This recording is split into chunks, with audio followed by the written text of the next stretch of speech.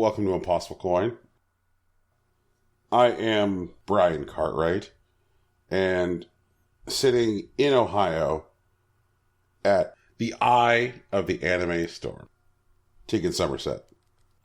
Oh, like I'm at the center of a giant hurricane? I am into that. In West Texas, with kind of a green, leathery flesh, and then like a soft, subtle, delicious meat, and then one big nut, Rocky Hardy. I'm sorry, did you just call me a lizard person? I called you an avocado. Oh.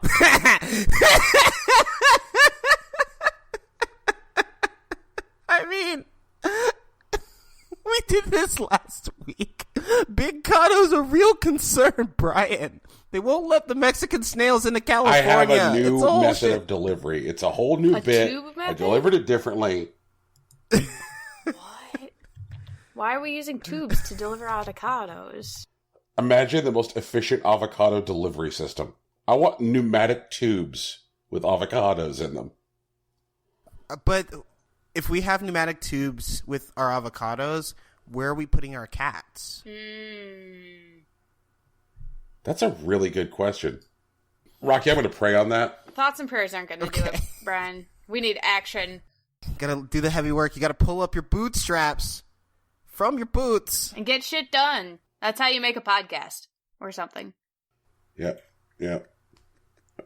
So, guys, 2019, so far for me, has included the start of an exciting new job, getting stuck in an elevator. Yeah. But I've got another one for the end-of-year highlight reel. Oh, neat.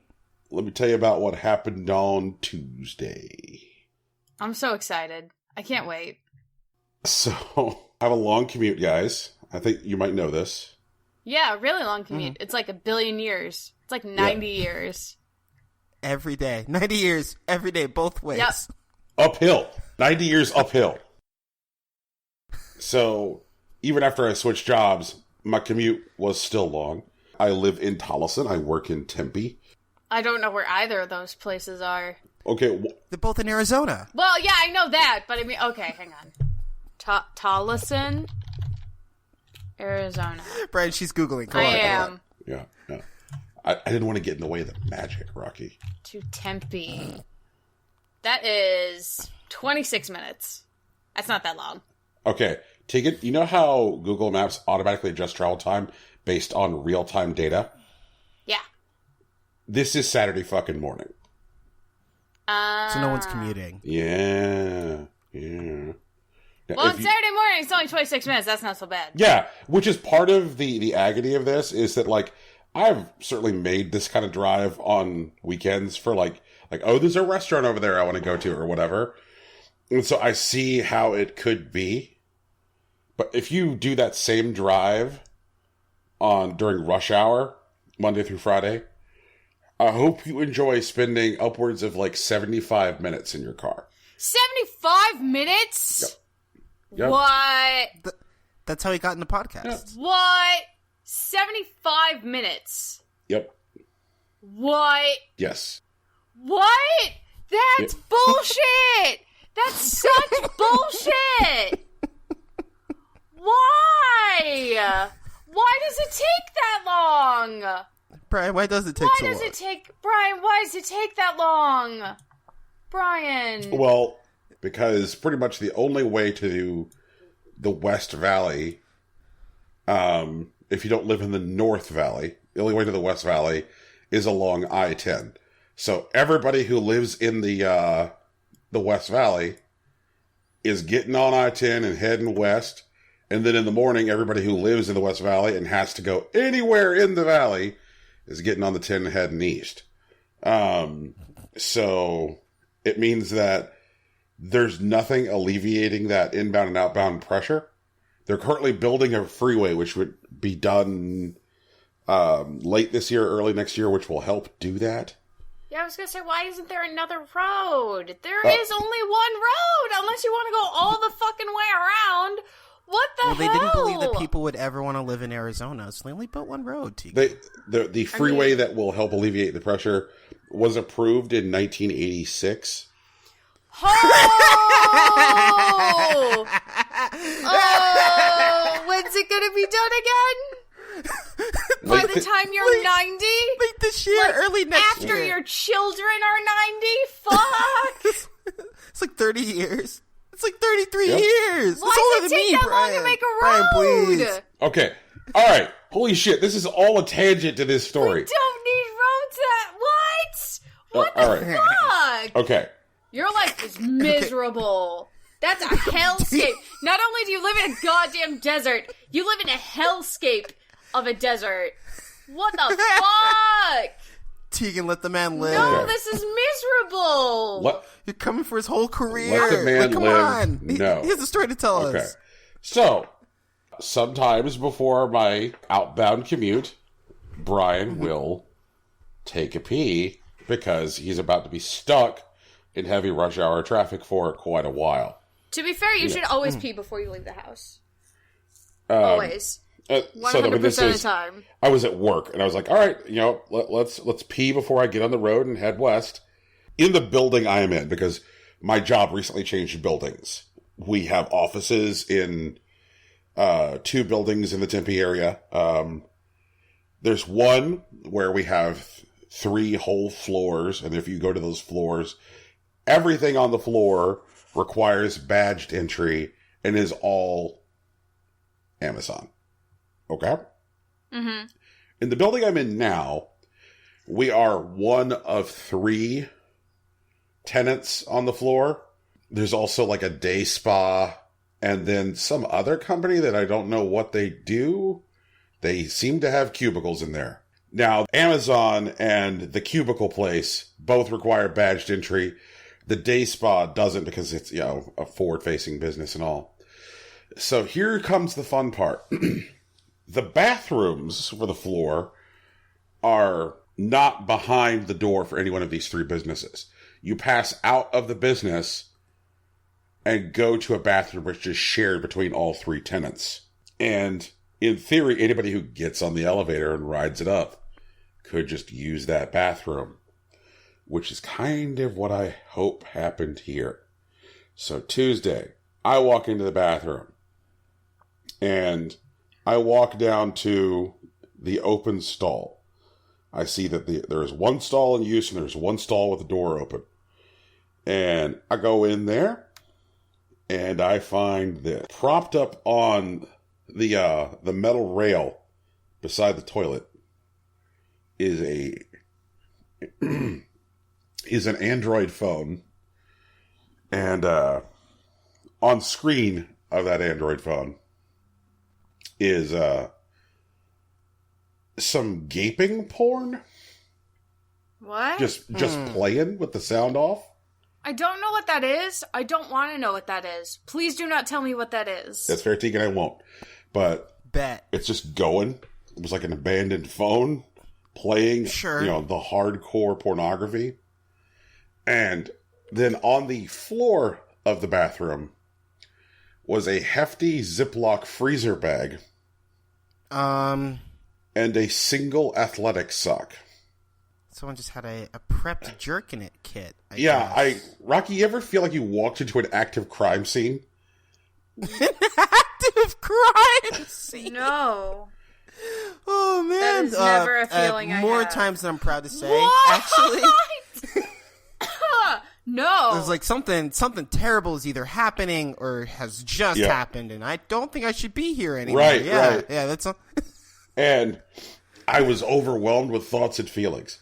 Thought number 1 was, oh God, I now have to exit this stall. Meaning if somebody were to walk in and see this nightmare, they're gonna blame. they're going going to think it's my nightmare. Thought 2, under what conditions does someone abandon their jerkin it kit? Ooh, right? Yeah. Yeah. Were they caught? Are they currently in the hands of either security or the police? You would think if they were in the hands of security or the police, they would take the evidence with them as well. Right. I don't really think so. As previously documented on the show, and we discussed Rocky's interaction with law enforcement, they are not terribly efficient or good at their job. Be telling people shit about New York. So I could totally imagine some cop discovering some, like, public bathroom masturbator and just, like, dragging him off and being like, whatevs. Plus... Wait, hold on. I need to clarify something. I don't know the laws in Arizona, but it's my understanding that it's not actually illegal to masturbate in a public bathroom. I just think it's, like, overly frowned upon. Like, it's just like, oh, this guy, he jerks off in public bathrooms. You know what I mean? I might be wrong. I'm just trying to understand. I'm pretty sure... oh, my God. I can't believe I'm now falling in this rabbit hole. Public... See, how do I do this search without it just giving me porn? I'll use an is. Is public... masturbation illegal? Wait, no, hold on. Not public masturbation, but masturbation in a public bathroom. Because I think, like, the stall... Yeah, those are different things. Public Right. masturbation is just out and about. That's definitely illegal. Yeah. 100%. Jeez. What if it was, like, an urgent work thing? Like, what if, like he's, like, sitting there, he's got his kit out, you know, he put the sock on the floor, it's in the bag so he can stash it away later. The sock didn't look used to you, right? Don't answer that. Never mind. But he had, like, the phone started, he just pressed play or whatever, and then he gets, like, a notification on his phone that, like, an urgent call's happening at his desk or something like that, and it's just, like, he needs to go back down there. And, like, it's so urgent that he forgets to pack up his kit, and he just tries to run down there and catch the phone. Or something like that. Or maybe he realized he's already late for a meeting. I don't know. I don't know what the cubicle group does. What if it is one of the day spa people? And it's just like a really important client. There are a lot of ideas here. I'm really excited. There has been some light recon performed on the day spa. Everyone who works at the day spa would not be using the men's restroom. Okay. Noted. Yeah. So, cubicle group, because, I mean, I feel like the hefty bag with a prepared sock feels like an office environment thing. Like, you know what I Right. mean? Like, it'd definitely be an office guy doing it. And, like, the guy was prepared, you know? Like, he had, this is not his first rodeo. He definitely realized at some point it was a better idea to just carry, like, the hefty bag and the sock instead of just the sock on its own. They had the phone propped up, and, like, I don't know. That's real interesting. Brian, how's it go on the legal front? It looks like a bad scene. A bad scene? Yeah. Okay. Somebody probably would... It could go either way in front of a jury. But if you get convicted, it's a class 6 felony. Oh, really? Yeah. Okay. Hey everybody, welcome to Impossible Coin. We talk about more than just the masturbatory practices of people at Brian's work. No, Tegan. Again, this bathroom is not in Brian's work. That's the important part here. But someone from Brian's work could have been the one in that bathroom. The possibility exists. Part of the nightmare scenario is, like, there are several teams. You're in never my going to office. be able to look at any of your coworkers the same. You're going to go, which Wait. fucking one of you is into gaping porn? Gaping porn... I'm not going to do that. I'm not going to defend gaping porn today. I don't know what it is. Don't tell me what it is. I won't tell you what it is. I'm going to tell you that it's mostly fine. Everybody's, whatever you're into, as long as no one's getting actually hurt, is fine. Honestly. Yeah. Just because it's not your kink doesn't mean it's not someone's kink, but also, like... Keep your kinks away from me. Yeah, please don't expose me to your kinks. I'm young and fragile. I just wanted to use the bathroom, guys. Yeah, I know. That's what that's what it's for. It's to discreetly eliminate waste. I mean, that makes sense. That's a kind of waste. Well, it depends on who you ask, Tegan. Well, Tegan, one of the key operative words in what Rocky just said was discreetly. I mean, it would have been What if he discreet if you hadn't walked in on it. Tegan, Maybe he had earbuds, man, and like he just like ran off with them. I'm telling you, maybe he had an important international business meeting, and he was in a rush, and he just ran out. this guy Who isn't knows? fucking Pitbull. Like, he's like... But he might work for Amazon. That's all I'm saying. Oh, no. all I'm No, saying. I refuse to believe that. Brian, search your heart. You know it to be I'm true. going to say he's one of two things. He is either from the Cubicle Group, that Cubicle company. I don't know what they do in there. It takes a badge to get in. Mm-hmm. Or he is a interloper off the streets. He is somebody because, like I said, it doesn't take a badge to get to the second floor. He could have just ridden an elevator up, found the bathroom, and said, "The line must be drawn here, no further," and then just started doing it. Brian, I didn't know you were that into gymnastics, dude. Like, you're telling me that some guy off the street comes into the building, because this is, once again, this is not like a singular thing. This looks like someone who was prepared for this particular scenario. Oh, sure. Shows up with a Ziploc bag, a hefty bag, he's with a contained sock, with their phone ready for porn. I guess the phone isn't really, like, notable, but, like, the fact that they carry around a bag and a sock, and they've chosen this particular bathroom in this particular building without having any affiliation with the building at all. What if it's their thing? Brian, it's unlikely. Like, it's real doubtful. I mean, it's possible, sure, but not as likely as, like, just someone who already works in the office is set up like this.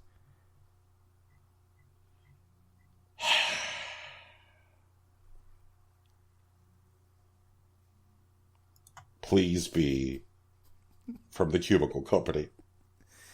Brian's praying for all of us, man. Pray on it. In possibly lighter news, the Wall Street Journal's back. I know this sounds like news. It's not quite news yet, because it's a rumor. No, it's fucking news, Rocky. Dude, it's a rumor. News. It's another rumor. All right, fine, whatever. Continue with this thing, which is allegedly not news. Wall Street Journal last year, about 6 months ago, said that Nintendo's going to put out another Switch.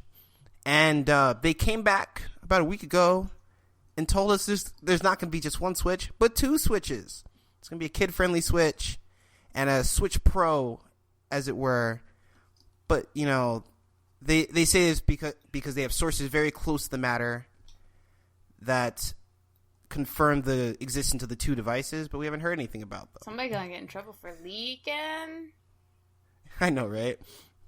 From what I understand, because there was some follow-up on this by some other outlets, It's looking like the prospective release dates for the two new models of Switch don't necessarily sync up with one another. Okay. The poop on the street is that the kid-friendly Switch, the one which will be a Switch which has less features, is supposed to drop this summer. Sure.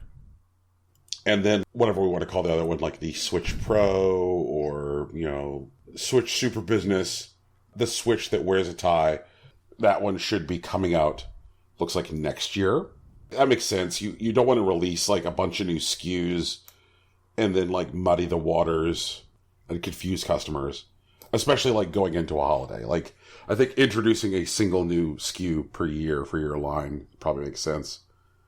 The thing about this, though, is that like Nintendo has always had a good track record when it comes to releasing like more durable, cheaper versions of their hardware. Historically, it's a thing that they've always done.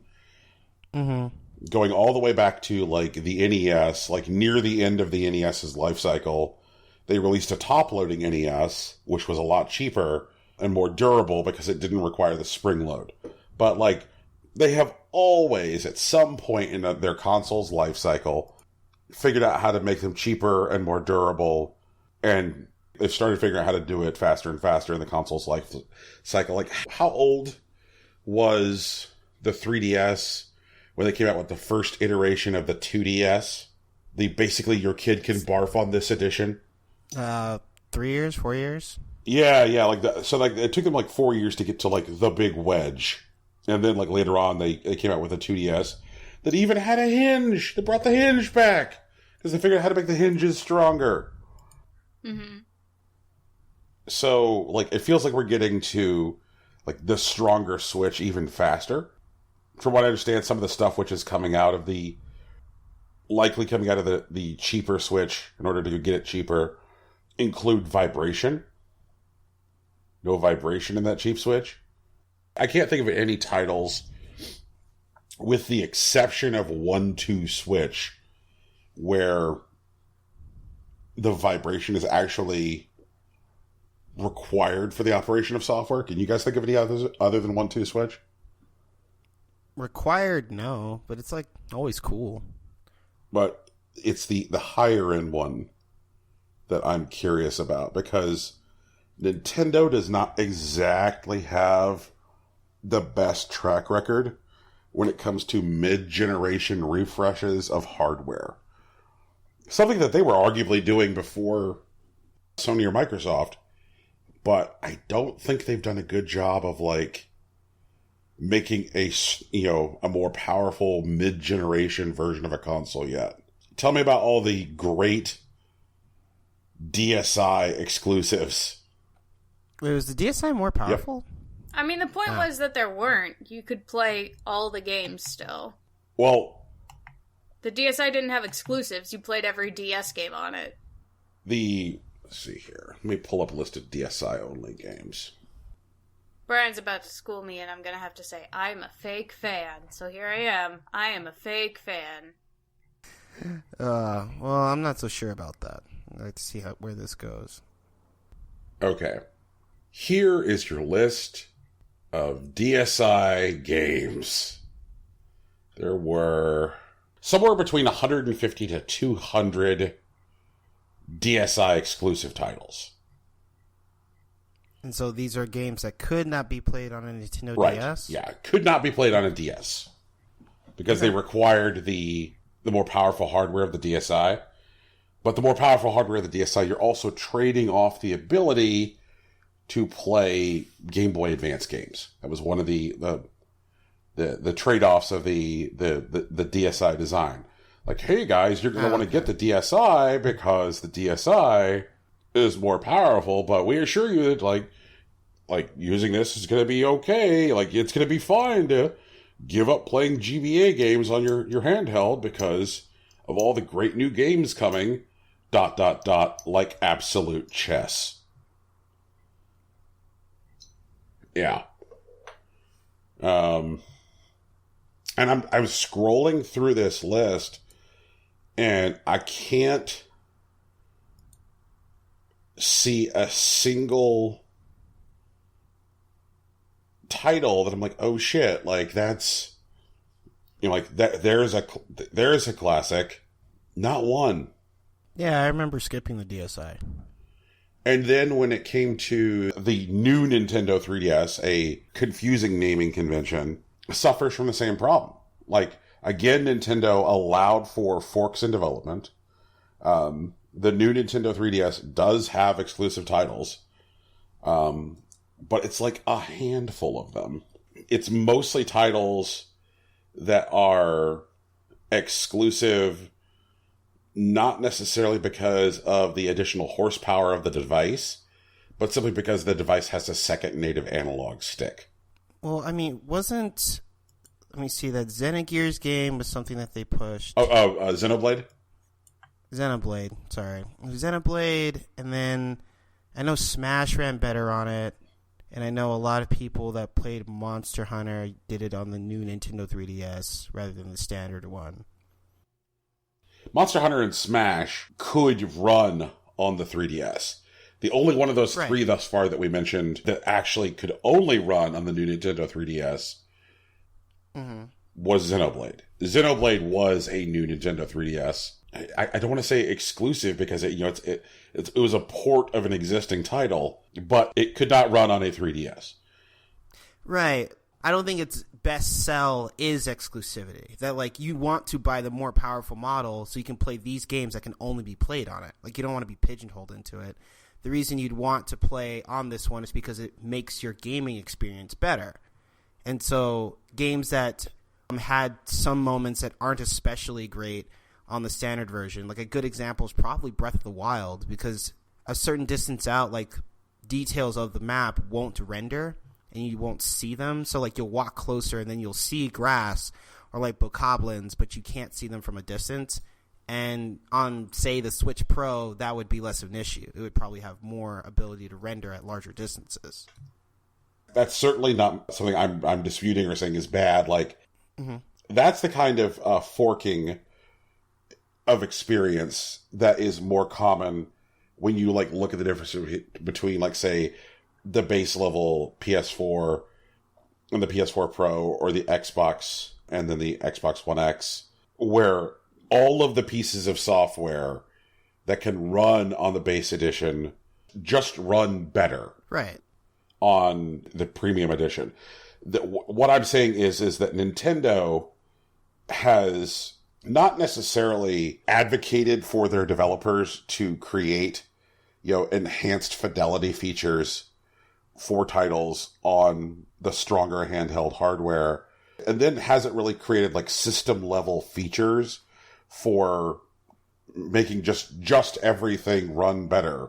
Like, one of the things, I think it was Sony about a year into the life cycle of the PS4 Pro introduced, was an ability to just like, okay, if a game can run at an uncapped frame rate, just, enabling that as a default system feature at the system level. Mm-hmm. Sony and Microsoft made system level quality of life stuff kind of a, important feature for those things in order to incentivize purchase, because they were designed to refresh those consoles. They weren't designed to like be a true fork or a true like mandatory upgrade. People who had existing PS4s and had existing Xbox Ones felt like they had to, trade those consoles in or go get this new console, like, because conceivably they would still be able to reasonably enjoy everything that came out. Right. But with the 3DS, there were some titles that came out that were supposedly able to run on the base level 3DS, but did so badly, it might as well have been like a case of, dude, you guys really should have just advertised this as being new Nintendo 3DS only. The one that springs to mind was Hyrule Warriors on the base level 3DS runs incredibly badly. Dropping to like sub 5 frames a second. And it's so taxing the processor that like there's pretty significant input lag too. And it's like, why wasn't this advertised as a new Nintendo 3DS game? Where like it actually runs okay. But here's every game that only runs on the new Nintendo 3DS. 6180 The Moon, The Binding of Isaac Rebirth, Donkey Kong Country, F-Zero, Fire Emblem Warriors, Futuridium EP Deluxe, The Legend of Zelda Link to the Past, Minecraft, Pilot Wings, Runbow, Super Mario Kart, Super Mario World, Super Metroid, and Xenoblade Chronicles. That is it. 14 titles that would not run on the base 3DS that required an upgraded piece of hardware. So, like, I guess that's really all I want Nintendo to have done, is in this particular case, steal from your industry peers, learn from your industry peers, because they did mid-console refreshes of hardware much better than Nintendo's track record. Like the DSi and the new Nintendo 3DS definitely missteps. The idea of a more powerful Switch is interesting to me, is attractive to me, but I don't want it to necessarily like alienate or burn people who are existing Switch users. What would you like to play on a more powerful Switch? I think that, you mentioning Breath of the Wild, actually, that's a good candidate, because it is certainly possible with the way that game kind of encourages players to fuck with stuff, to create a whole bunch of explosions and to get a whole bunch of dudes on the screen. Like, it is possible just through like player activity to tax that game graphically. Mm-hmm. And so it'd be nice to do that in a way where the system feels unconstrained by it. It might be the thing that would push me into picking up Dark Souls for the Switch. I thought Dark Souls is running fine on the Switch.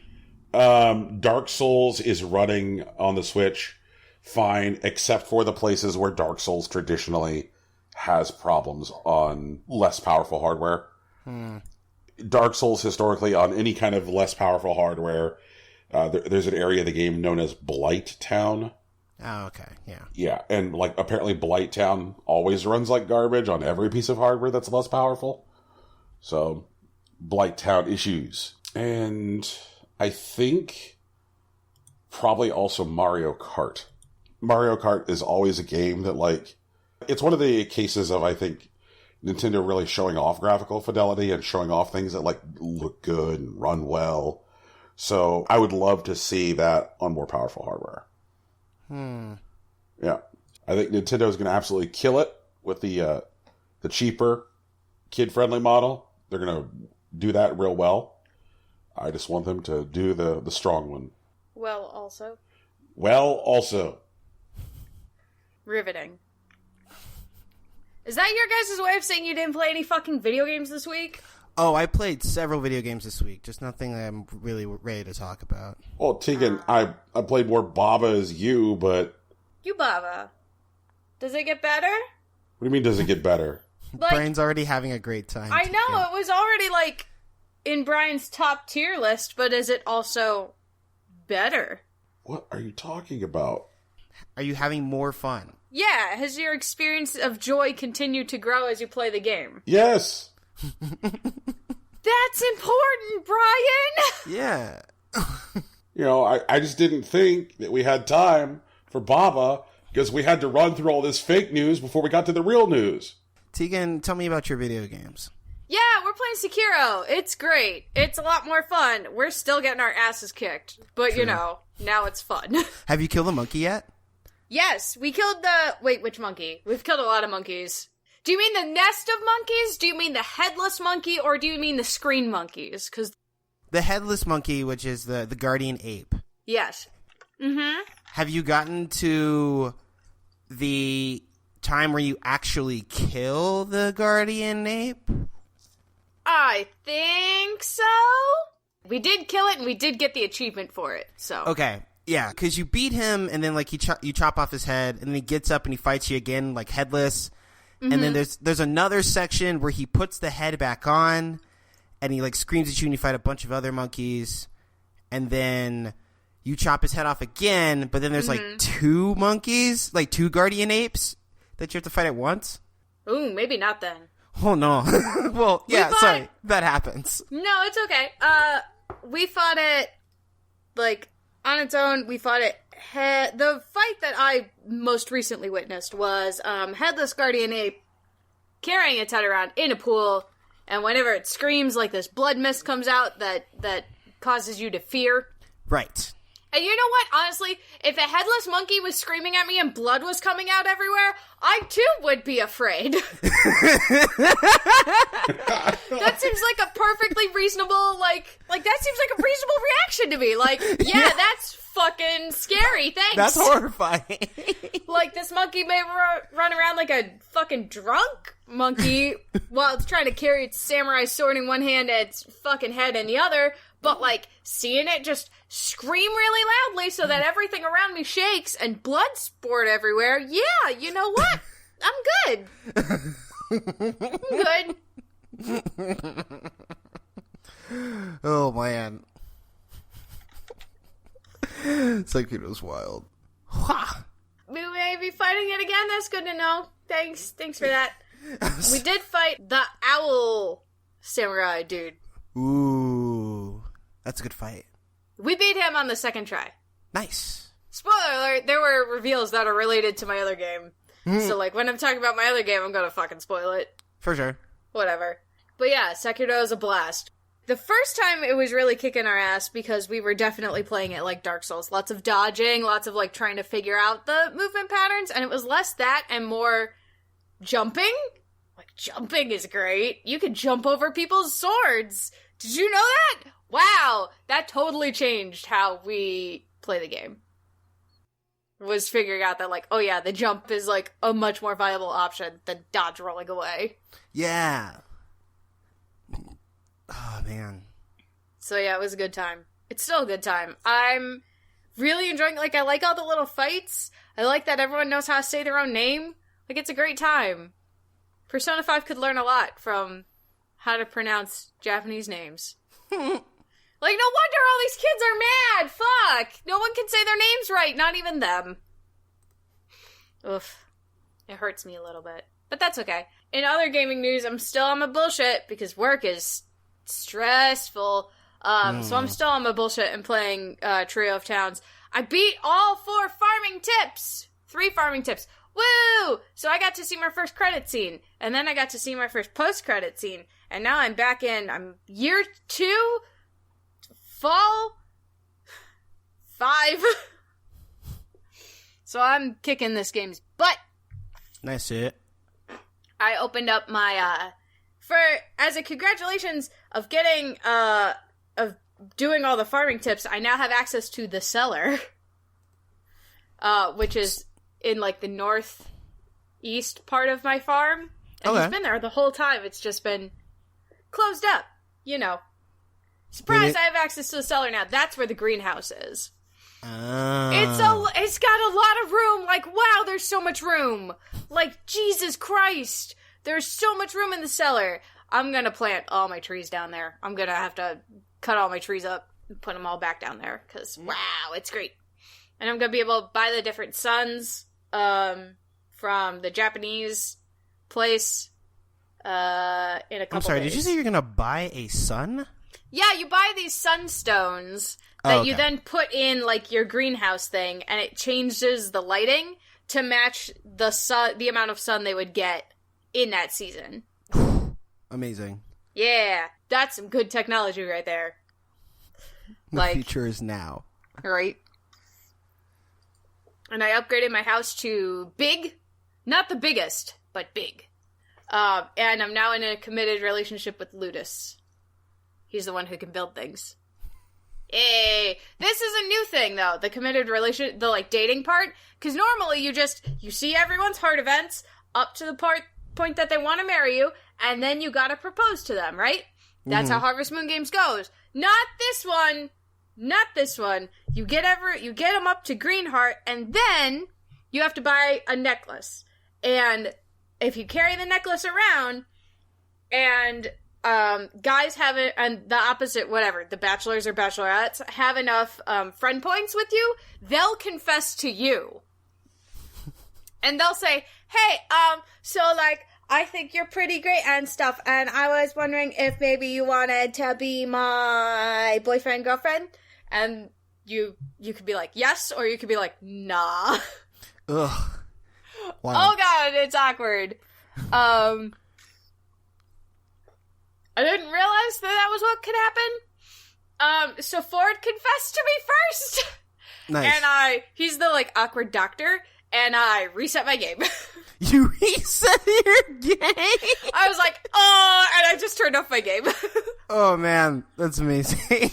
I lost, like, only a couple hours worth of work. Thank God, because I'd just been saving. Yeah. And I was like, wow, I'm not gonna talk to Ford today. But then, after I was done, like, with that day, I was like, alright, well, I'm gonna, like, still talk. I'm gonna, like, do the thing where there's, like, a minor chat option where you can, like, just, like, shout hi to people as you're, like, running by. And so I did that, so I still, like, earned friendship points, but I didn't initiate, like, a conversation with them, so then it didn't trigger the event. Right. And I was like, well, I'm gonna go talk to the other people. I talked to Ludus, and he was like, hey, can we go, like, talk somewhere? And I was like, yes, you can. Oh, that's great. Oh my god, and when they're being super romantic and cute, all these little, like, there's all these anime sparkles! There's so many anime sparkles! And they get all blushy. Oh, I love it. They're so sweet. And he's like, and then he asked me, do you want a nickname? And I was like, yes, I want a nickname. But your nickname can only be 6 characters long! That's bullshit. And so I looked up, because the Luluco language is, like, based on, the English translation of the language is based on Hawaiian. So I was looking up, like, Hawaiian words for, like, sweetheart and stuff, and they were all too long, except for one, which was, like, dear, and I was like, okay, but it had an apostrophe in it, and I couldn't put the apostrophe in because then it was too long. And now it looks like he's saying Kupo at the end of every sentence. Amazing. So if you didn't have a character limit, what would you have chosen? Originally I just wanted to do straight up sweetheart, but that was like 10 characters That's with 10 two sets characters. It's 10 characters with 2 sets of apostrophes and a space. Oh, okay. You meant like the Hawaiian version of sweetheart. Yeah. Okay. The regular version of sweetheart would have been fine too. The Japanese version of sweetheart would have fit, because that's only 4. Yeah, and then apparently when I looked it up, and apparently when I get married, I can have a different nickname, the same nickname, or I could just have them change to calling me my regular name. But I need to upgrade my house to the biggest house so that I can get a king bed, so that I could get married. It's just the law. Like, you gotta have a king bed, otherwise you can't get married. Like, them's the breaks. But then, like, literally the next morning, everyone I talked to was like, "You're dating Ludus now?" And I was like, "The fuck?" How does everyone goddamn know? Everyone knows. People in my town know. People in West Town know. People in the Japanese town. Like, everyone else is like, "Oh, you're dating someone? You should introduce me to him." But, like, all the village heads are like, "Oh, you're dating Ludus? Yeah, he's a good boy. You should, like, don't be a bitch." And I'm like, "Oh, okay." Shit, alright. Thanks. Alright, yeah. They're like, "Don't break his heart. Like, he's a good boy." And I'm like, I won't. I'll be good. But I found out if I don't want to date him anymore, there's a way to break up. I could see all his heart events, break up with him, and then see all of someone else's heart events. And I could do that with all the boys. I could see everybody's heart event. And then the only thing is, if you want to, like, go back to dating the person you broke up with, you have to, like, propose dating to them again. They won't, like, reverse propose to you again.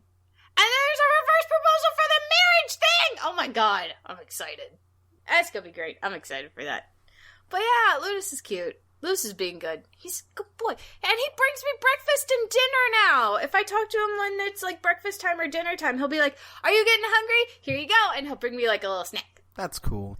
He mostly brings me ice cream. It's nice because then I don't have to cook. And I get the benefits of, like, whatever it is. Right, yeah. Like in real life. Yeah, like in real life. Well, I mean, like, some of the stuff, like, makes you stronger, so you can, like, chop trees down faster. Some stuff gives you, like, better, like, luck with fishing and stuff like that. So, that's what... I wish I had a meal that made me better at fishing. That sounds dope. Right? I wish I was able to cook by just purchasing recipes and then walking to my kitchen and hearing chop, chop, chop, bing, and being done. That'd be great. That's how it works for me. Like, you only hear chop, chop, chop, and then a bing goes off? Yeah, I kind of just like black out, and then like I look at my plate and it's like, "Oh, look, it's a fully prepared meal," and that's it. But there's also no dishes to do. Oh, there's always dishes to do. There's no dishes to do in Story of Seasons. It's lucky bastards. Right? Amazing. Oh, when I was... You saw this on Twitter, Rocky, but, like, not everyone follows me on Twitter. So, like, the last farming task I had to do was beat Mr. D at when he gets serious. And so what I had to do was, like, I had to beat him in an expert level harvesting judging. It was a crop judging. Cool. And I had these amazing... That's not what I was going to say, but then I decided I'm not cool enough to say what I was going to say. Cocoa seeds. And I'm like, yeah, I'm going to turn those in. They're great. And I kicked butt.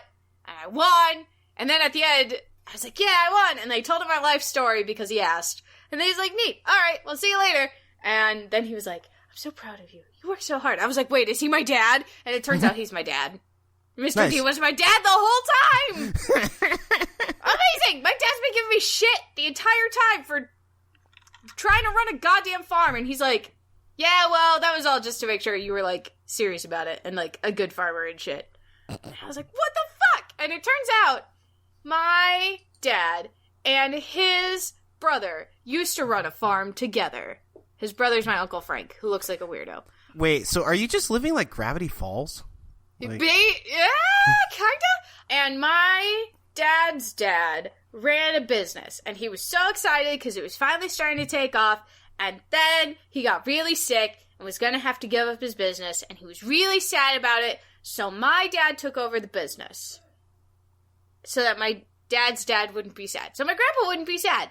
And then my grandpa died. And then he met my mom. And then he had me and my sister. And then I was like, I want to be a farmer. And he was like, no, you fucking don't. You're gonna get attached to your farm, and then you're gonna have to quit. It's gonna be miserable. Oh, jeez. Right, but they decided I was good, and he's very proud of me.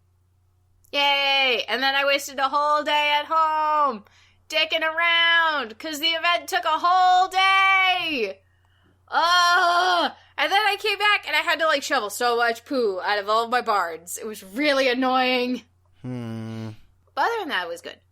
And so now I just gotta see the marriage event, and then that'll end in credits, and then I gotta do the, I get a kid, and then, like, my kid can be a toddler, and then I just gotta, like, get the 500 fucking achievements in Harvest Moon, and I'll be done.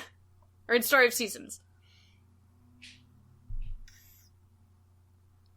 Yay! And then maybe they'll announce a new Story of Seasons game! For sure. So, 2 questions, Tegan. Yeah. 1, earlier you started a thought, and then you said that you weren't cool enough to say it. Oh, yeah. Yeah, I did. What was that about?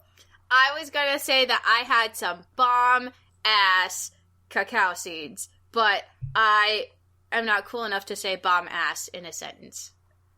Even though I said it twice there, I don't think I'm cool enough. Tegan, I think that the bar for saying bomb ass is pretty low. Is it?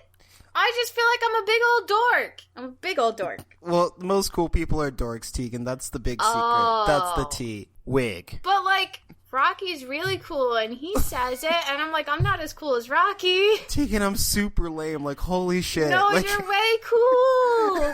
You go to, like, parties till, like, 1,000,000,000 o'clock in the morning, and, like, you get drunk and jump in a pool and stuff. That's cool. that's that feels like dorky shit to me, but for sure. I appreciate it. I'm like an old lady. I go to bed at, like, 9 o'clock, and, like, I have tea with my cats, and I'm literally wrapped in, like, a plaid shawl. Like, I'm the biggest... not cool I feel like a grandma, and I'm like, I can't say bomb ass. That's what the kids are saying these days. I'm not a cool no, kid. but like grandma, any grandma just saying bomb ass sounds amazing. That sounds incredible. It's like, hey grandma, what's going on? I'm making some bomb ass chicken and rice. I'm like, fuck yeah, grandma. she is. Fuck yeah, she is. Grandma can cook.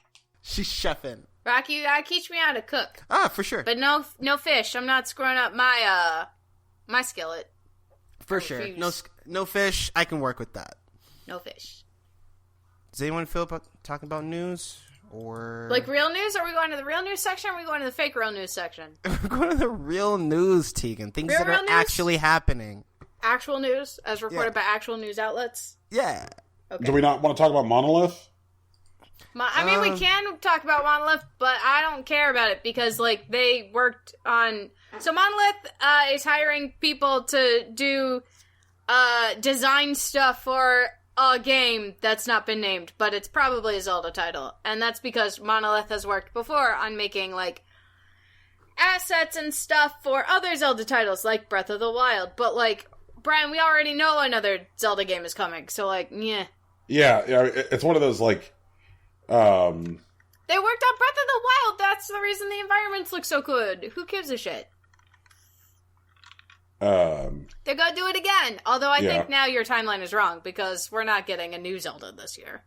We're just getting the ultimate upgrade of the best Zelda. I really hope Nintendo is shooting for another 3D Zelda on this console. I'm sure. Yeah, this whole, like, one each generation thing has got to be fucking killing their numbers some. Like, if you're like, okay, I assure you, you're gonna get one, it's just like, well, it's like, well, you already shot your load, guys. You're like, if you only do one per console, you already released your Zelda. You already released your fucking Mario. Like, they've got to, like, staff up, or... I think the Switch has more longevity than the, Wii U. So I'm not too worried about only seeing one Zelda. Oh, there I'm are sure fucking we'll see more than goldfish one. that have more longevity than the Wii U. I mean, that thing... But also, like, the Wii had 3 Zeldas. It did. Well, let's talk about why it had that first one. Sure, it was a crossover, like, between, like, GameCube and, like, the Wii, but it still had Wind Waker... Not Wind Waker. What am I thinking of? Skyward Sword, and what was the other one I was thinking of? No, it's the two. Okay. It was the first instance where they re-released stuff, though. You could get the old Zeldas on digital. That's true. There doesn't appear to be anything from the job listings that say this will be for new hardware, which isn't available. Like there's nothing. Very little information at all. Yeah. But yeah, I guess in other news, water is wet and Monolith is hiring. Very exciting. Tegan. Yeah. Tell me about the news. I thought we have to do the news music first. Yep. Tell me about the news music.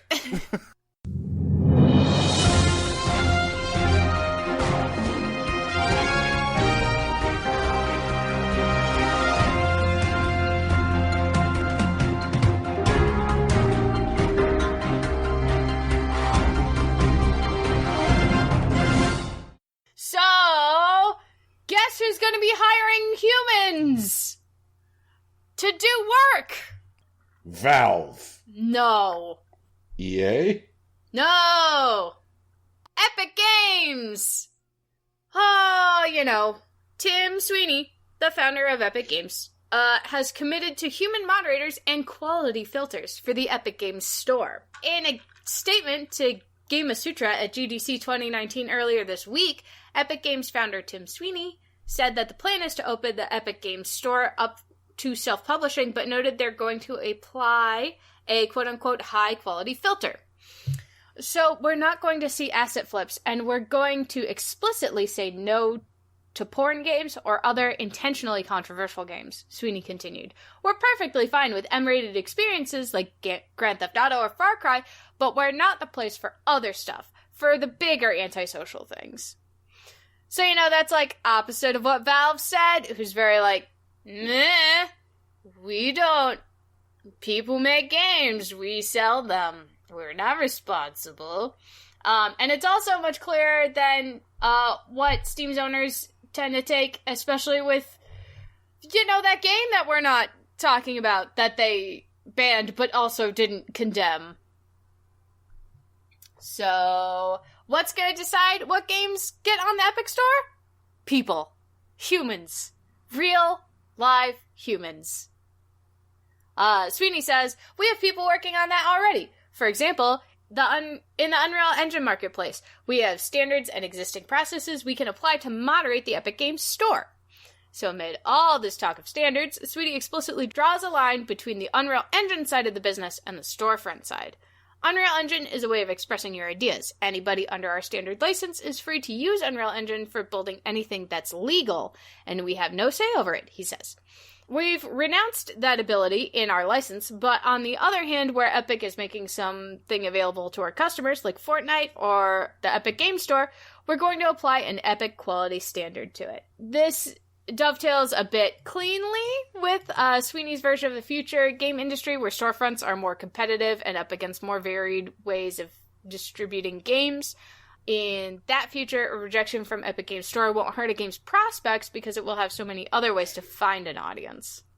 So Sweeney thinks that's already the case, given that the PC is now brimming with competing online game storefronts. And he says he's not terribly worried about unduly harming a game that doesn't make the cut. We're not discriminating against any games based on their speech because the PC is an open platform, he says. If we don't choose to carry their game, they can release it directly to customers, or sell it through other stores if they choose. And so it's kind of a dichotomy there. On the one hand, we make tools for creative expression that are unconstrained, and on the other hand, we'll sell products to customers, and we have a responsibility there. Amazing! I wonder what other problems could be solved if we hired humans to do a thing. Well, presumably. I just hope that we don't end up in, the Sony situation where it's crossplay's ready to go. And then, their account manager's no, what is this dude talking about? You know what I mean? I really hope that, Epic lives up to these words specifically. What does their store look like right now? What does their store look like right now? I'm looking at the Epic Store right now, and there's nothing here yet that looks like this place is turning into a nightmare. Oh, yeah. Like, Epic's, like, really controlled right now. Like, their store isn't super huge. Definitely the largest new storefront. But it hasn't quite exploded to, like, the size of, like, Valve yet, where they're getting, like, north of 1,000 games a week. You know what I mean? Right. There's definitely some exciting stuff going on in here. Like, I think it's super cool that, like, that Journey finally on PC, all of those That Game Company games are on PC now, where they had never been on PC before. So, I mean, it actually looks like they're trying to cultivate some interesting relationships, and it's not like it's all, like, super high fidelity, glossy stuff, too. Like, there's some stuff which has, like, that is, I guess, less graphically intensive. I guess the one thing I want them to not do is I don't want developers who don't necessarily have a track record with hits in it to get lost in the mix. If somebody's like, we want to release our game, and they go to Epic, and Epic's like, okay, that's great, we're not approving you. I don't want it to be a storefront that is curated to sales potential. I want it to be a storefront that is curated to quality. Like, that's what I'm hunting for. Like, just making sure that, like, the signal to noise ratio in the store isn't, like, dog shit. Because if it is overly curated, then you get back into the problem of, like, the early days of Steam, where you would go to Valve and be like, hey, we want to release a game. And then they're just like, no. We have pretty much, like, approved list of, like, 20 publishers, and if you're not on it, you're not getting on Steam. So as long as they're not doing that, I'm good. Wait, is Sky on Steam? From That Game Company? I'm not on Steam, on Epic. I think the only one which is out on the Epic Store thus far is Flower, and Journey is coming soon. Okay. Yeah. They also picked up a Quantic Dream to the Epic Store. So that way people can play Bonjour life simulators. Bullshit. Yep. Robot Boy will remember that. Rocky, what's going on? What? Oh, EA laid off 350 staff in marketing, publishing, and operations last week. Jesus. We got a statement from EA CEO Andrew Wilson saying that it is the company's, quote, top priority to do, quote, everything we can to ensure we are looking after our people to help them through this period and find their next opportunity. The statement also went on to say, this is a difficult day. The changes we're making today will impact about 350 roles in our 9,000 person company. These are important but very hard decisions, and we do not take them lightly. We are friends and colleagues at EA. We appreciate and value everyone's contributions. In his statement, which can be found on EA's website, he stated that last week's layoffs are the result of a restructuring and refocusing effort that aims to, quote, better deliver on our commitments, refine our organization, and meet the needs of our players. He also went on to say that the company is, quote, ramping down their current presence in Japan and Russia as they focus on different ways to serve our players in those markets. A translation of the statement found by Famitsu says that as part of this decision to reorganize the division, they announced the closure of the Japan office. And a Russian story in game industry confirmed a similar fate for the EA's Moscow office. So it seems stateside they just said that they were going to have less people in Japan and Moscow, but to Japan and Moscow, they told them that they're actually closing their offices. I've seen a couple reporters that have spoken to those affected by the layoffs. The impressions that they had were that most of the people that were affected knew that they've been in danger for some time. So it seems like something that became finalized over last week as opposed to something out of nowhere. Yeah, it's another layoff story. Happens this time of year. Garbage. Jeez. I guess I'm really just taken by the scale of some of these layoff stories. Mm-hmm. Usually, if the layoffs of some really notable scale, it's because like a larger parent company is just straight up being like, you know what, fuck it, and like just shuttering an entire division of a company, like a development house. When 2K shut down Irrational, it's because they're like, yeah, we're not really doing that here anymore. Or it comes because like a company is about to flame out and go out of business, and so they're just like firing people in hopes of having enough, operating cash to continue, like in the case of Telltale. But these seem to be like large companies that are on paper doing well, so it's not like the Telltale thing. And then it's not necessarily like, say, a 2K with Irrational, because it's not like they're shutting down like dedicated specific development houses. EA is still going to be in the publishing business. They still are going to need marketing. EA's total staff, this represents about 4% of their workforce? Between this and Activision, are we seeing signs that the larger AAA industry is unhealthy right now? Well, the large AAA industry has been unhealthy for a significant amount of time. Is it finally catching up with them, I guess? I don't know. Maybe they've overspread in certain things, because they're saying that they're not abandoning the Japanese and Russian markets. They're just closing those what are they called? Offices? Well, sure. No, but there's when you set their presence, they're trying to not have a physical presence in those markets, but they still want to support them. So they close down the offices, but they're moving staff, presumably, with relationships in the Japanese market, in the Russian market. So they're just pulling back. I don't know what the word is called. I'm not sure what I was looking for. And so I think maybe they're just spread out a little too far. They think maybe they're realizing that they're not as ahead as they think, or maybe they are competing with larger scale. They don't want to just be on top of video games anymore. Right. Especially since people like Microsoft, Apple, and Google are getting really serious about global reach, that they need to play a bit smarter. Who knows? The game is definitely changing, and it's changing around people like EA and Activision Blizzard. So this may actually be strategic. It still sucks, but that's where we're at. I don't think this is going to be the last major layoff story that we cover this year. I don't know who's next, but it feels like I don't think we're done with this. Well, of course not. Who wants to talk some more about curation? Well, who's curating? Is it Valve?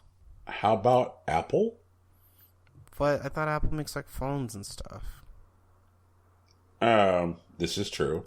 Do you have games on your phone? I do have games on my phone. Apple makes gaming platforms. Kindly continue, Brian.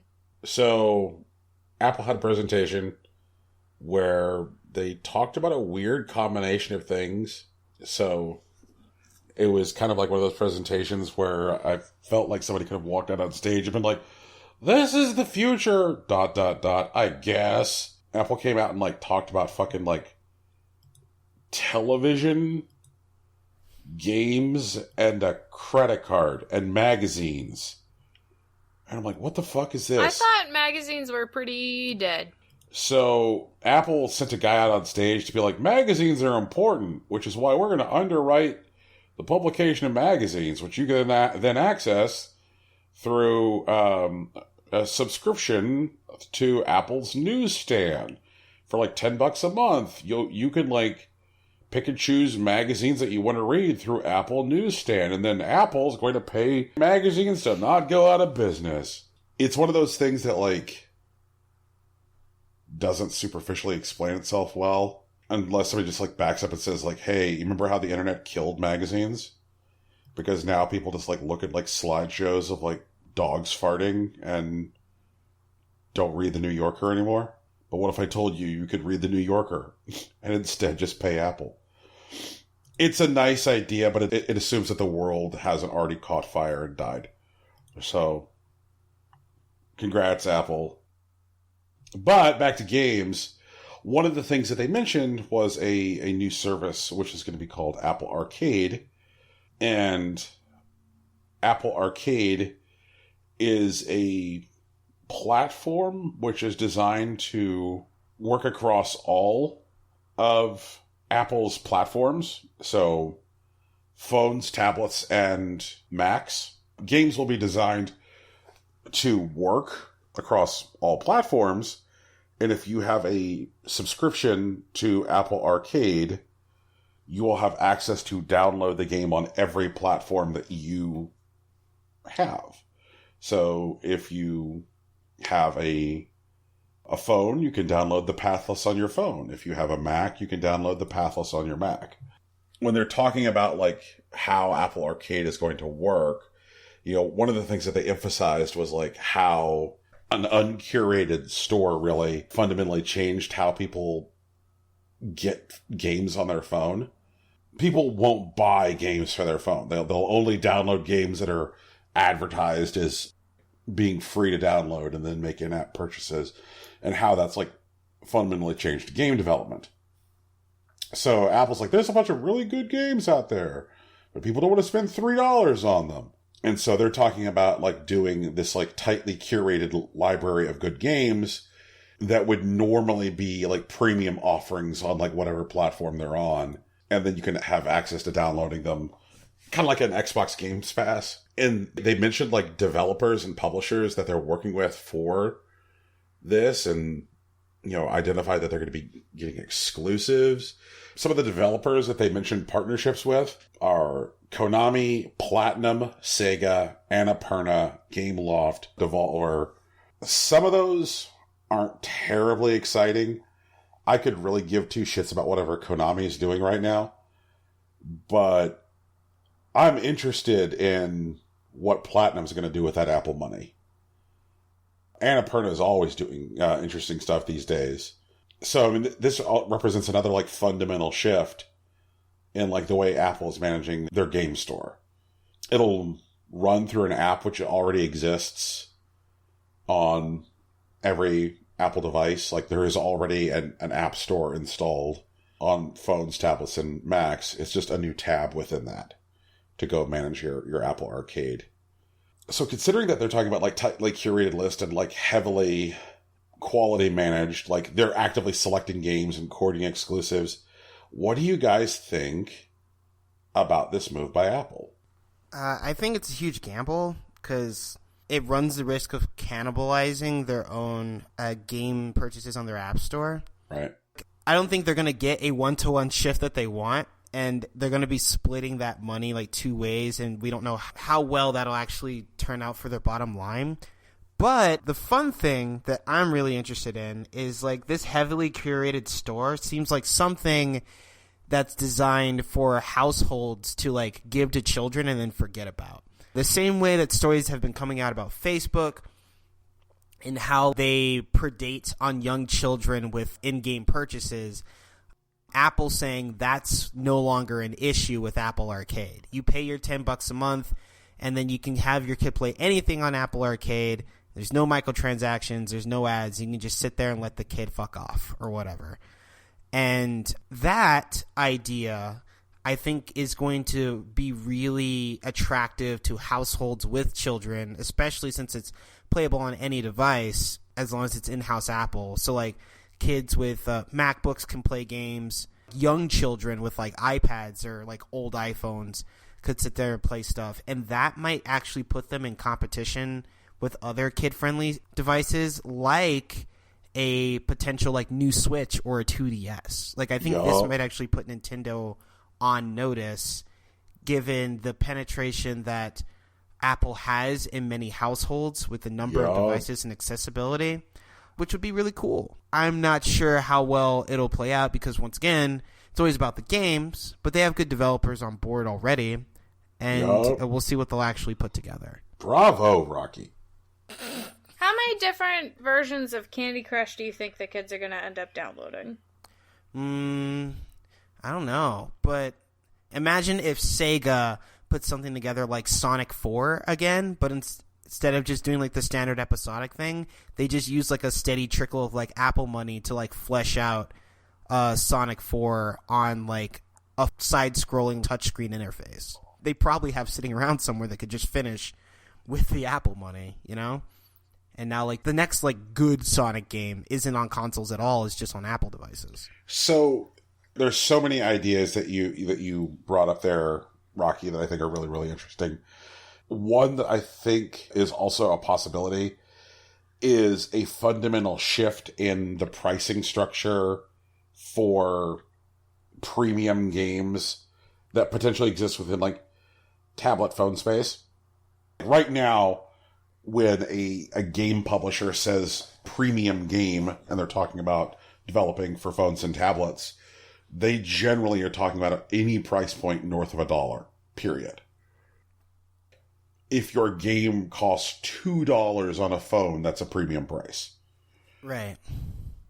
To people like us who have a background in primarily console and PC gaming, you know, hearing $2 associated with like premium pricing is a little bit ridiculous. I'm pretty sure I've got at least $2 worth of fucking coins sitting around on the Nintendo eShop right now. So what if part of what this represented, in order to make this what will likely be, because they didn't mention pricing in this presentation for Apple Arcade. If I were to do the old Johnny Carson holding up an envelope to my head thing, what does everybody here think about $10? I mean, it's the same price as Netflix. Well, remember Netflix is going to 15. Whatever. Yeah, but I feel like 10 puts it in line with Xbox Game Pass, which is a similar business model. And it's a number which I think doesn't chase off a bunch of like prospective customers. Like there are people who have got like $10 subscriptions sitting around left and right that they don't necessarily use a lot because it's a low enough number that like people aren't going to like sit there and go like, am I really going to download so many fucking games on my phone or on my Mac that I'm going to be getting, X many dollars of value a month from the service? Like it's the top of the not really think about it subscription price tier. But if you have this kind of service, and you were talking about like customers, Rocky, where it's not necessarily going to be like one-to-one and who's going into this service and who's not going into this service. And some of these developers here have in the past, when they have released games on mobile platforms, taken a knee on pricing and really just hoped that they were going to make their money back on volume. When Donut County came out for phones, it was $5 on phones. Even though it was $15 everywhere else, it was $5 on phones. Not because it was any cheaper to develop or anything. Like, it was because of the belief that they weren't going to get people to pay $15 for the game on phones. So what happens if developers who are working with Apple are in a position now to, because they're involved with Apple Arcade, for their a la carte pricing on storefronts, start charging closer to what they would charge on other platforms? So your Donut County is no longer $5 on a phone.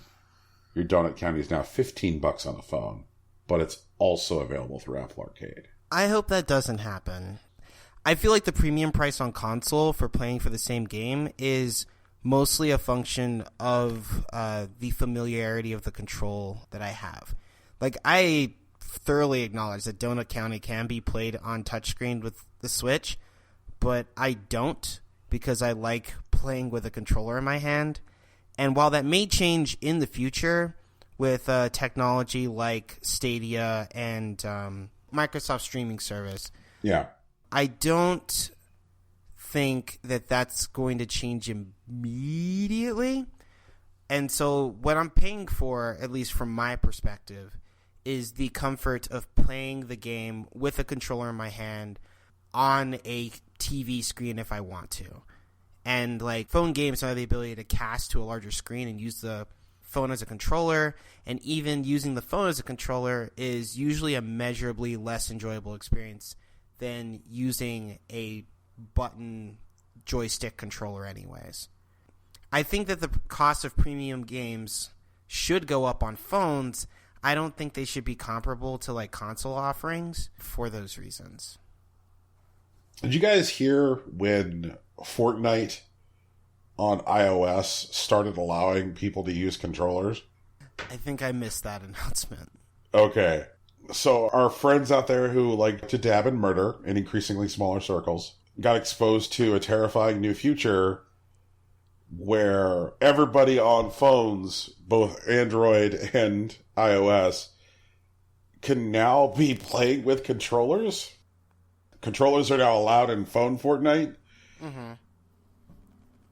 which has created kind of like this like definite caste system. Yeah, it's like the PC console thing all over again. Yeah.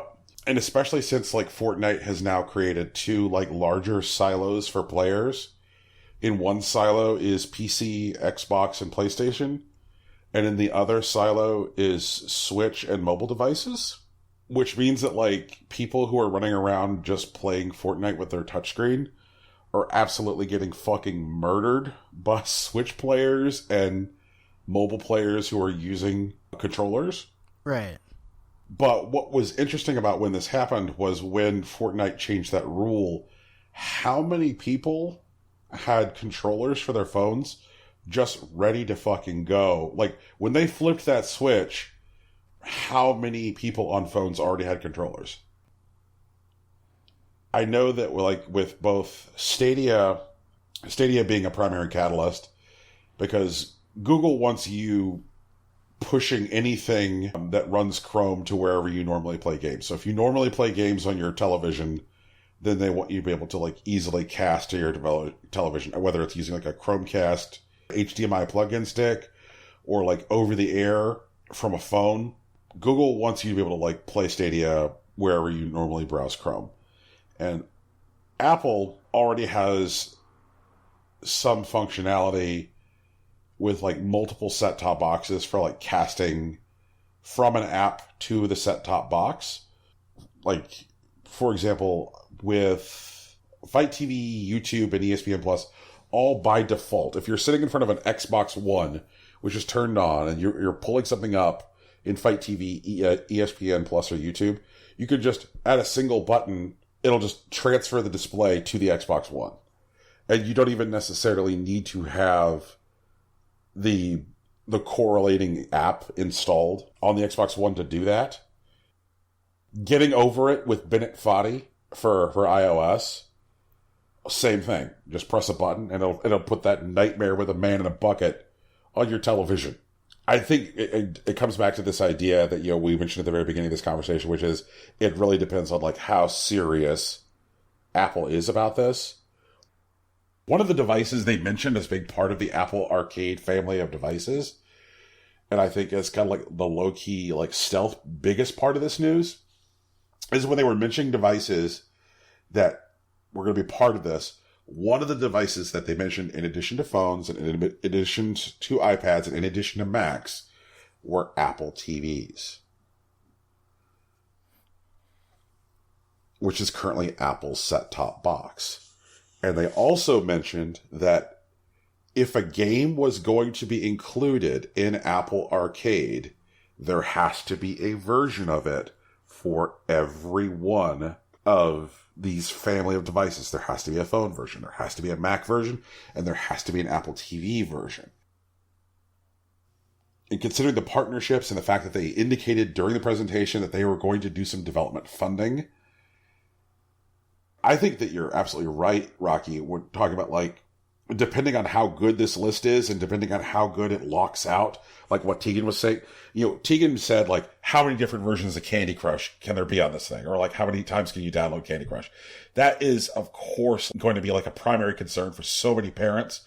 But if they effectively demonstrate that Apple Arcade is, like, say, going to be good stuff that you can reliably trust that your kid can download and it's not going to be a nightmare, and it locks out the ability to, if you would like say enable parent features to, you know, download stuff from outside of Arcade, like, okay honey, you can download anything from inside Arcade, And if the kid's like, okay, mom, and then goes to try and download something, as long as the store effectively tells that kid to fuck off, this is going to be a real popular option with parents. Mm-hmm. And considering that, like, we're talking about, like, local downloads and not streaming, like, say, Stadia, the Apple TV set-top box might become an attractive option for gamers who have access to less disposable income who are looking for a new platform. Because the Apple TV works with controllers, so you get a thing that you can put underneath your television and get new games, and for $10 a month, you're going to have access to a library of games you can download, play on your television. You know, one of the first major decisions they made when they decided that they were, you know, serious about games was hiring a bunch of people who had backgrounds at Microsoft and Nintendo in specifically store curation to, like, change the way games were sold on their store. And I can tell you that it is a lot better experience now to go shopping for a game on an iPhone than it was, like, say, 3 years ago. This feels like the next evolution of that. I'm real interested. I'm not sure about the affordable angle with Apple products in general. What does an Apple TV sell for these days? I'm not sure anymore. But Apple's platform, if you already have the device, then, like, presumably you wouldn't need to go out and get a new Apple TV every 3 years the same way that you, well, like, let's say every 7 years, the same way that you get, like, a new console. Right. So the way I see it, I think it'll be good for households and it'll be good for families. But as, like, a low-impact option, I don't think that Apple will be the standout. As far as the Apple TV goes, just wanted to kind of, like, price it, see what that looks like. If you buy the Apple TV 4K, that's $200. Okay. Yeah. So that's outputting at native 4K, and it has a 64 gig internal hard drive. So, like, internal storage, not too great, but the storage is expandable. And I think that the biggest thing that would keep the Apple TV piece of it from being, like, an attractive, like, budget entrant for somebody who wants to play something on their television isn't necessarily the price, but Apple's market positioning. Apple loves to, like, position themselves as a premium product. Like, you know, we're good. Like, we're the best that there is. And you can't, I think, position yourself as that and also position yourself as a budget product.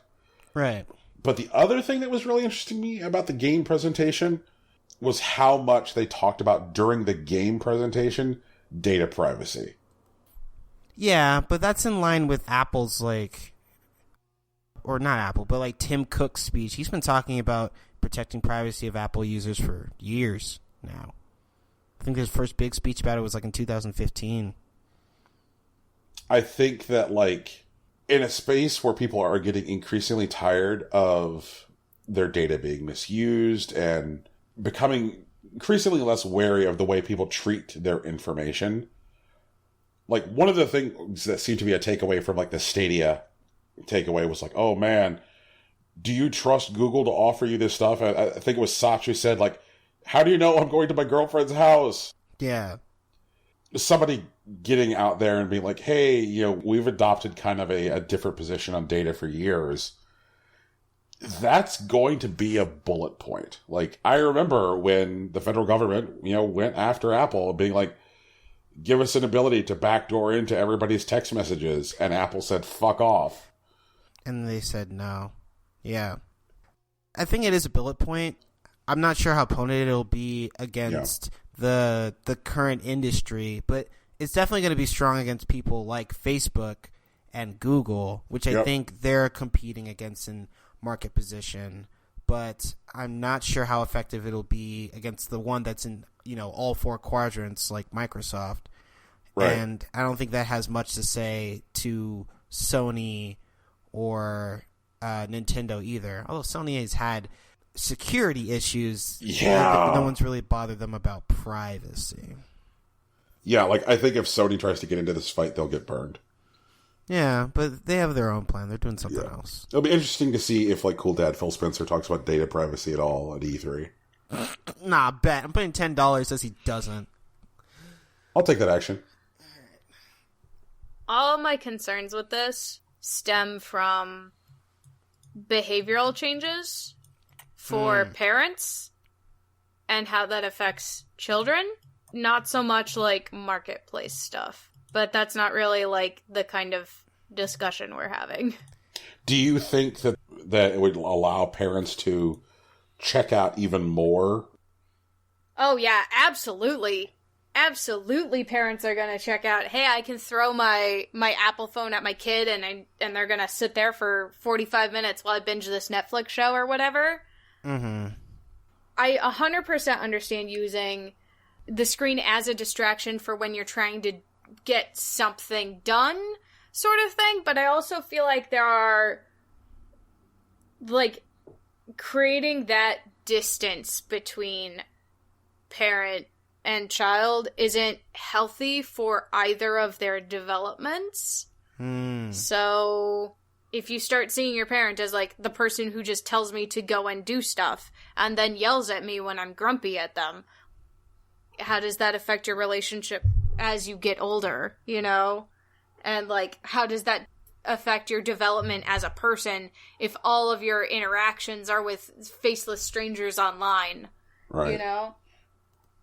And I'm not saying that faceless strangers online don't have, like, benefits as far as, like, education and friendship and that sort of thing. It's just with really young children where I feel like this would be used the most. Not like your 10-year-olds, but like your 4 and 5-year-olds where, like, they really have those hyperactive times. It's more of an issue that would need to be looked at and researched and followed than what I think these companies are doing or are willing to do. That makes a lot of sense. Yeah.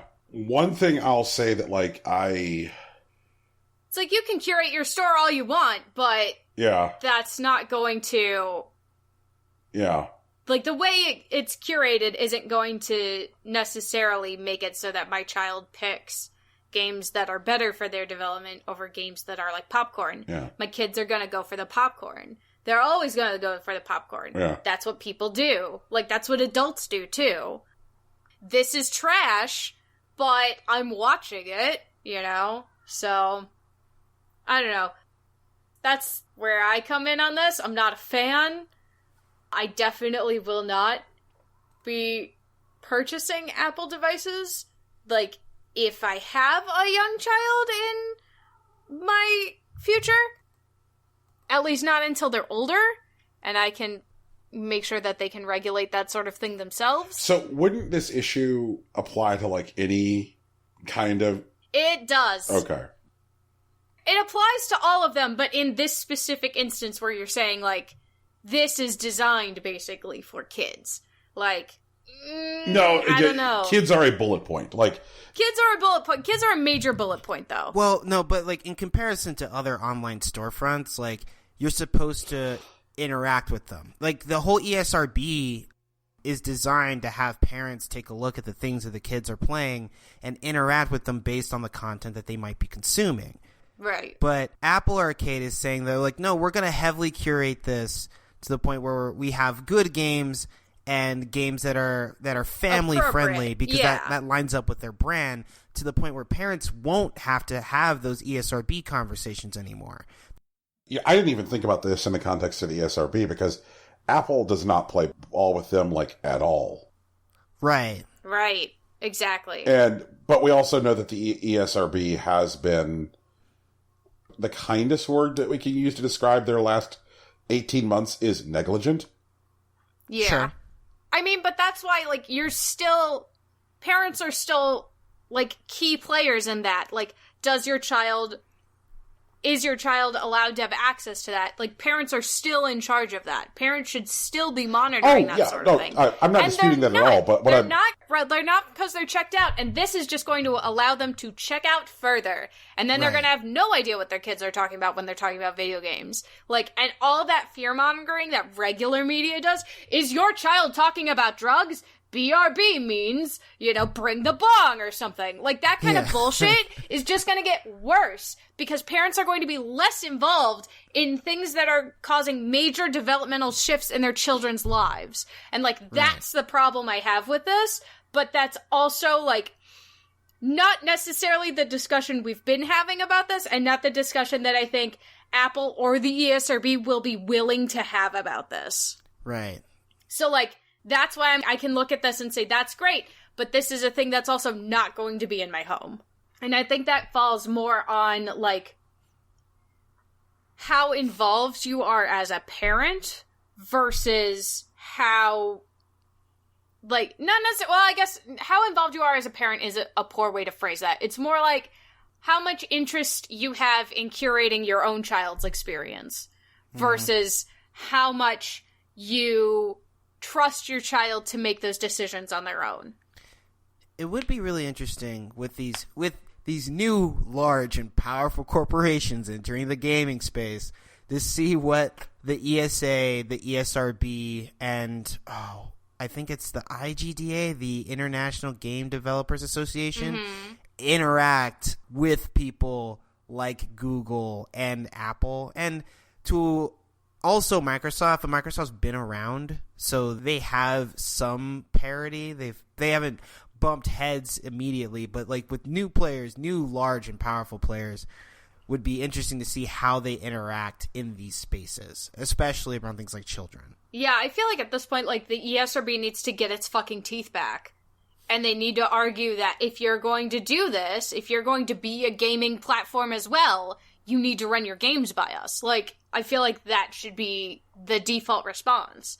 I feel like the ESRB won't take that path and won't get its teeth back over this sort of thing is a big problem with the ESRB itself and that whole regulatory body. I feel like it's time for a hostile takeover. My time to shine. I think this would be the time for the hostile takeover because ESRB at the moment has no tools to regulate someone like Google or Apple. If they say to Google or Apple, hey guys, like, you're putting games out there and you might be harming children and that's not cool with us, so just run your games by us. And both of them could just straight up say, nah. And, like, what is the ESRB going to do, you know? Yeah. Yeah, absolutely, man. Like, because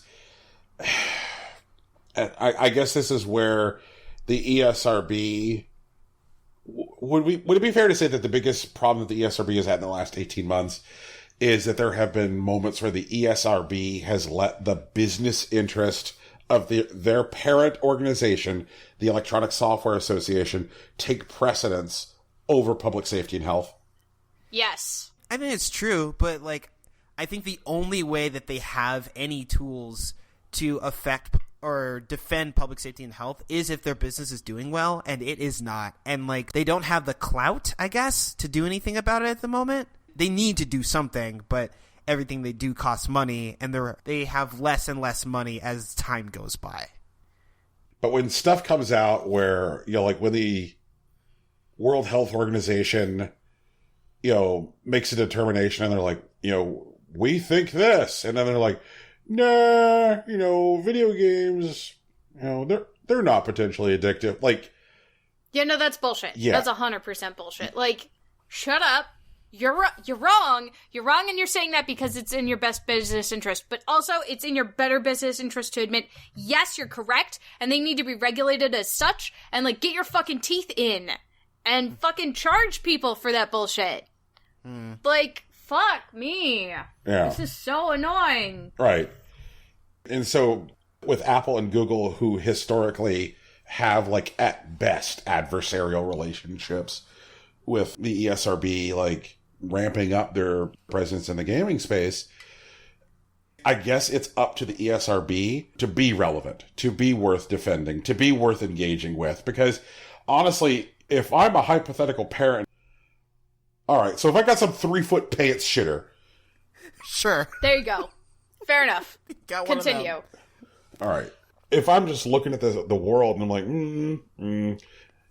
am I really gonna select a platform based on whether or not the ESRB has like unilateral access to rating everything on the platform?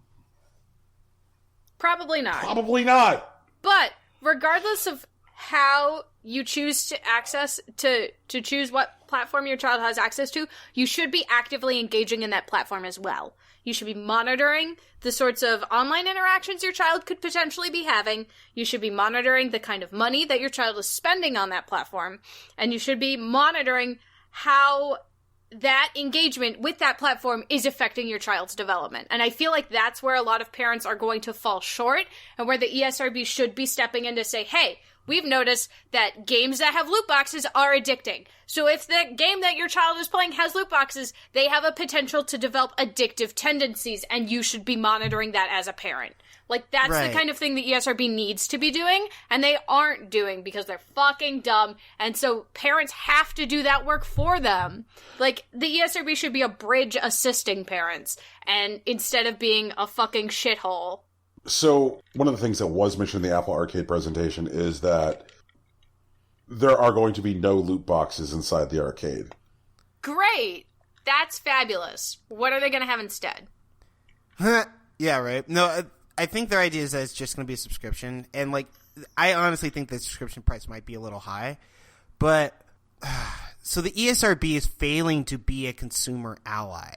And that's the reason no one really trusts them, you know? Like, they definitely were at a point, especially, like, early 2000s and whatnot, where you would trust what the ESRB was telling you because their information was genuinely helpful. They were trying to keep up with the times, and now they're not. Now they've gotten so, I don't know if they're comfortable. They don't seem that way, but the information that they give people seems to be just so useless that there's no point in paying attention to them, and they're like failing to be a useful consumer resource.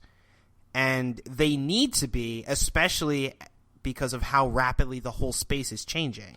Mm-hmm. Man, anybody think that this time last year that we were going to be having big talks about Apple and Google this year?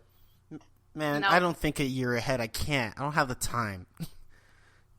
I do also have, like, another point of reference that I think the ESRB should be investigating, and they're not because they're garbage. And that's gaming content specific to Twitch and YouTube. I don't know I why feel they're like not those in that space. right, and I feel like ESRB ratings should be present on those. Like, hey, your kid's gonna watch this person streaming. They're streaming this game, and it has an ESRB rating of blank for X, Y, and Z. Do you want your kid to watch this thing? You know?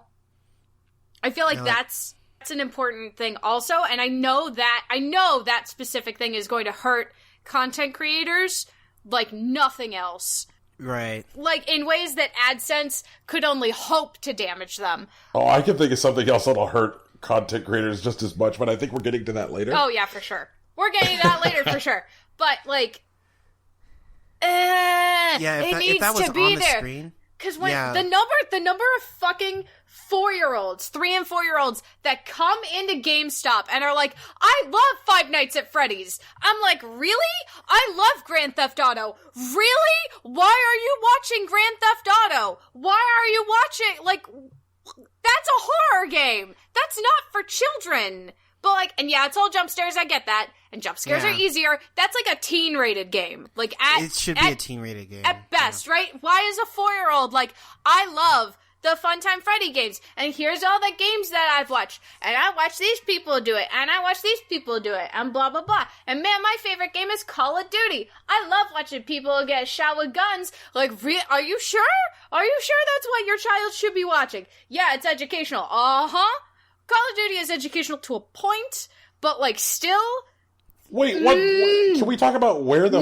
wait, what? How is Call of Duty even remotely educational? Well, there's a lot of information in Call of Duty that relates to not only like tactics and warfare, but also history and whatnot. Yeah. I'm not saying it's an educational game. I'm saying that there's a lot of things that you could learn being a blank slate watching Call of Duty. Yep, that is true. And just because somebody says it's educational also doesn't mean it is. True. Anyway, the world is garbage. The ESRB needs its teeth back. No, guys, let's go fight the ESRB. A hostile takeover. Who's with me? Me! I'll be the new ESRB person. And I'll be like, okay, but how is this affecting children's minds? Have you done accurate psychological studies? No? Fuck it. We gotta fight. Look, the World Health Organization told me that loot boxes fucking cause addictive tendencies. So guess what I'm gonna say? If your game has loot boxes in it, it needs a goddamn warning on it because children should not be exposed to that shit without their parents' express knowledge and permission. Fuck you! Your game's got loot boxes? You gotta put a label on it. Jesus, I'd be the worst. Everyone would hate me. They'd be like, can I bribe you? And I'd be like, yeah, give me your money. And then I'd say the thing I wanted to say anyway. Science says this. Oh, man. Ugh. Anyway. Is there more garbage, or is there less garbage coming? No. Okay, so like last week, Sony debuted their new direct-styled announcement platform called State of Play. I mean, it opened with some PlayStation VR games, some of which were bad, like the Iron Man game. And some of them look like kind of interesting, like Everybody's Golf and Vacation Simulator. But the rest of it was just, underwhelming and forgettable vaporware. State of Play touched on some installments and properties that Sony has deeply invested in, like Crash Team Racing Nitro Fueled, No Man's Sky Beyond, and Days Gone. And they really felt like games that they really wanted me to buy, but they didn't show me anything that I actually wanted. And some of that just looked like the trailers, the way that they were cut. Like, I feel like Days Gone could be a dramatic game, or even a fun game about dealing with a horde of zombies, but none of it was stuff that I actually wanted to do. And even if the game does have toys or tools I want to mess with, or stories or characters I want to learn about, that wasn't evident via the trailer. And I don't know. When they got later into the show, there were a couple of games that looked like they could be interesting, but I don't know if it was the voiceover or if it was the way that the trailers were cut, or just how the sound was mixed or whatever, but they felt cheap, Observation looked like it could be cool, but I don't know enough about it to let me get interested. The Five Nights at Freddy VR game could be good because Five Nights at Freddy's does some really cool stuff with it, but when I got to it after all the VR stuff, I don't know, my brain had already turned off. Concrete Genie is something I was really excited about when I first saw it, and then that might actually just be the game because the facial animations on it were just garbage. Really bad. They were garbage. It was all choppy and stuff. I was waiting for the face to twitch instead of trying to pay attention to what anyone was saying.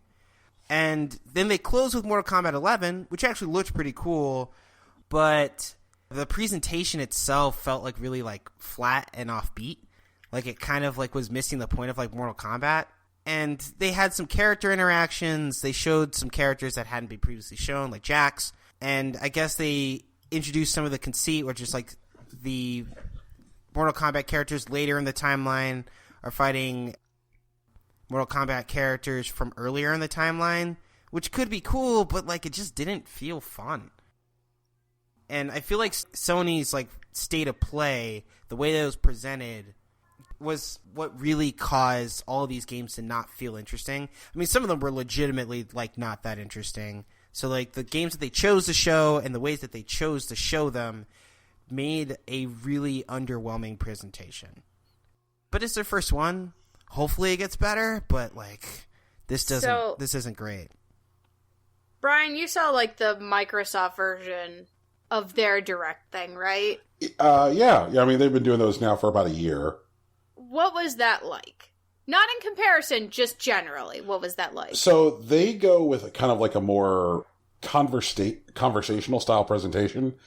They do a lot of on-stage developer interviews. generally folks in chairs. I know that sounds weird, but like their presentation has very much like a talk show vibe. Mm-hmm. It feels like a lot of times when you'll see like companies broadcasting from the floor of E3. Gotcha. It seems to be driven by a presentation that is very Q&A. Microsoft actually launched a new style of presentation themselves this week, which is their indie-focused presentation. ID at Xbox, which is what they call their indie platform. ID at Xbox Game Pass. And so they did like a 14-minute presentation on stuff going on with ID at Xbox. And like the whole point of the presentation was like, hey, all of the games which we're talking about in this presentation are going to be in Xbox Game Pass day one. So if you're signed up for Xbox Game Pass, you get to play these games the day they come out. And there were like some really interesting looking games in it, presented well. And the ID at Xbox Game Pass presentation felt like a really, really good blend between like the existing format that they had been using for their presentations, which is called Inside Xbox, mm-hmm. and like a Nintendo style Direct, where like it was like people standing against like a static background, but they were still doing like the interview thing. They were still like, you know, going to like developer studios and talking to developers. And it felt like a good representation of like, okay, like here are things that can be reasonably assumed to get a person's attention presented in such a way that we'll care about them. But this Sony thing, man, it was a chore to watch it. That's what it was. It was a chore. Like, they wanted me to work to learn about their games. So here's what we got, okay? Nintendo gives us a bowl of party mix. There's some good stuff, there's some bad stuff, but generally you want to investigate the party mix, right? Because there's some chocolate in there. And then Microsoft gave us, like, more of like a Chex Mix sort of deal. Where, like, you know it's good.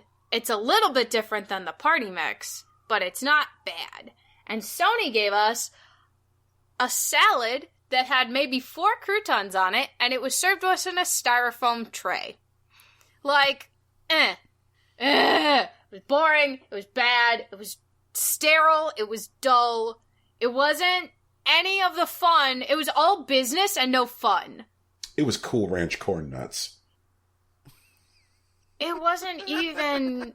It doesn't even have any crunch of corn nuts. It was wilty salad that's been sitting out all day. It's wilted salad with soggy Cool Ranch Corn Nuts. Yeah, it's just bad. It's just bad. I really fucking hope that they like take a look at like the way people reacted to this presentation, because I guarantee you that when we get to June and it's E3 time, Sony is going to do what they did this time, which is a couple days before they do it. And my guess is, again, here's another spot where I'll put some money on something, is that the week before E3, Sony is going to be like, please watch our exciting presentation. And they're going to do... And it's going to be this, and it's going to be really, really dull. And, like, because they still need to message on the games that they have, which are not out yet, which they are expecting to, like, carry meaningful amounts of sales. You know, like, they still need to message Last of Us Part 2. They still need to message Ghost of Tsushima. They still need to message Death Stranding. There needs to be a platform for that, and the entire world is staring at video games the week of E3 and then the week before E3 as, like, media coverage ramps up. So my guess is the week before E3, Sony's going to want to press play on a computer somewhere and have everyone care about it. But one of the things that, like, both Nintendo and Microsoft get as far as these presentations go is, like, that pacing and presentation are important. You like, when I looked at that fucking Iron Man VR thing, you know how, like, when VR was, like, first getting going this time around, and, like, at the very beginning there was a bunch of shit that looked like a bunch of tech demos that nobody would pay for on their own? Right. Guess what that looked exactly like? Yeah, I mean, it looks exactly like one of those. But Iron Man was in it. Yeah, it's like, On Friday. Oh. I'm like, Iron Man was in it. He wasn't even voiced by Robert Downey Jr. What the fuck? Yeah. Sony just came off of making a shit ton of money Garbage. with a platform-exclusive Marvel partnership in the form of Spider-Man. Mm-hmm. It set the bar pretty high. People loved that. It made a ton of money. It sold really well. Critics loved Iron Man it. looks like shit. And then along comes this fucking thing. You'd be like, hey guys! I'm the Iron Man! Did you know that I can fly around in a suit? Friday, activate the suit!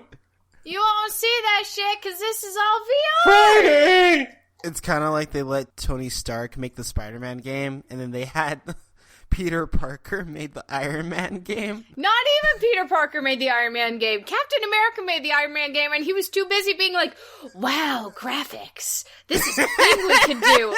Amazing. Damn. The picture moves in a 3-dimensional space. How bizarre. Like, what the fuck? You're gonna roast Captain America like that? Steve Rogers does not deserve this. He's the one who's fucking from the 1940s and doesn't understand how a goddamn cell phone works. Yes, I can! Okay, that's true. Why are you roasting Captain These Colors Don't Run? Jesus.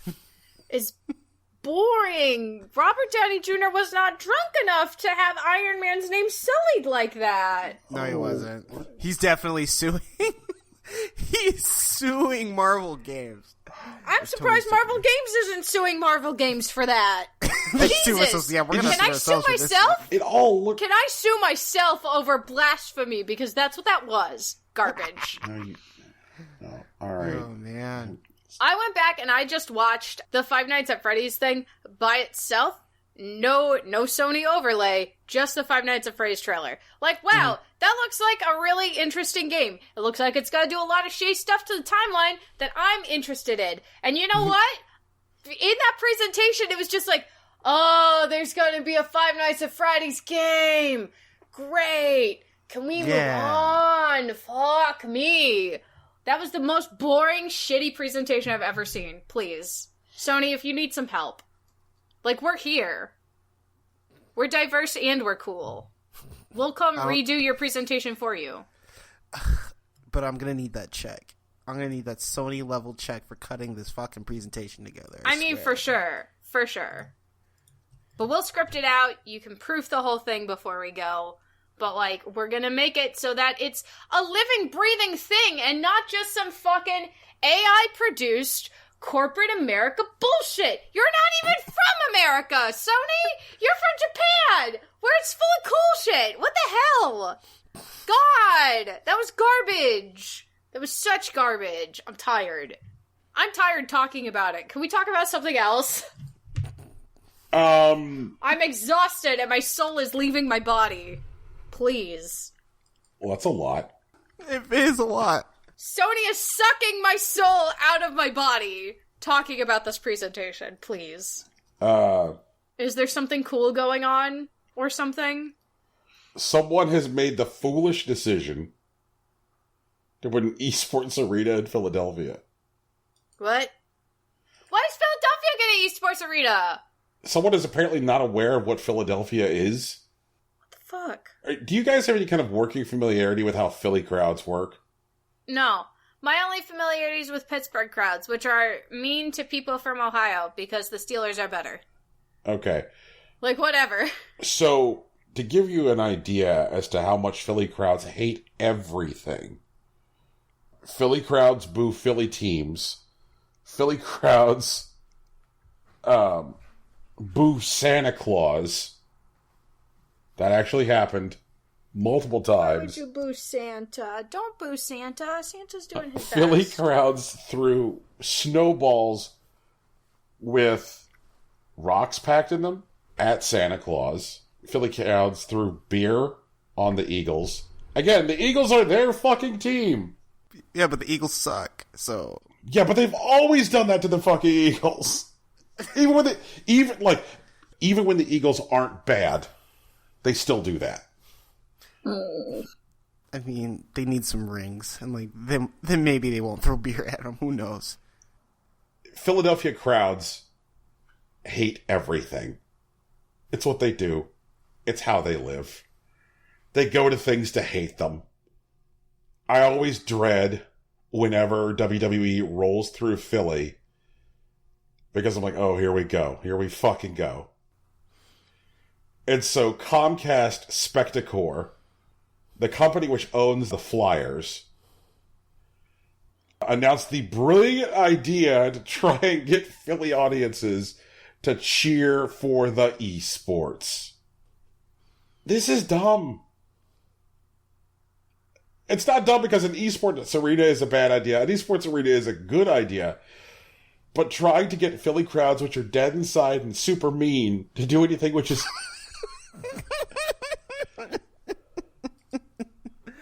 Oh, man. I'm sorry. Oh, I'm not fucking wrong, and I'm standing by it. Okay, dude.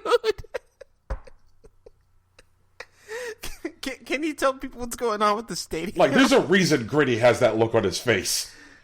Oh, my God. Have you seen Gritty? He has to live in Philadelphia. Brian, the news. Okay. Please. All right. So, Comcast Spectacor is building a new arena, which is going to be in the downtown arena district. It'll be a 47-acre stadium complex, and it will be next to Xfinity Live, and it is within walking distance of Link, Citizen Banks Park, and Wells Fargo Center, and it will seat 3,500 people. Nate Nanzer, commissioner of the Overwatch League, says there has never been a special purpose esports arena built anywhere. This is a huge step for esports. I guess Nate Nanzer didn't get the memo on the esports arena that was built in Vegas, but that's fine. Whatever.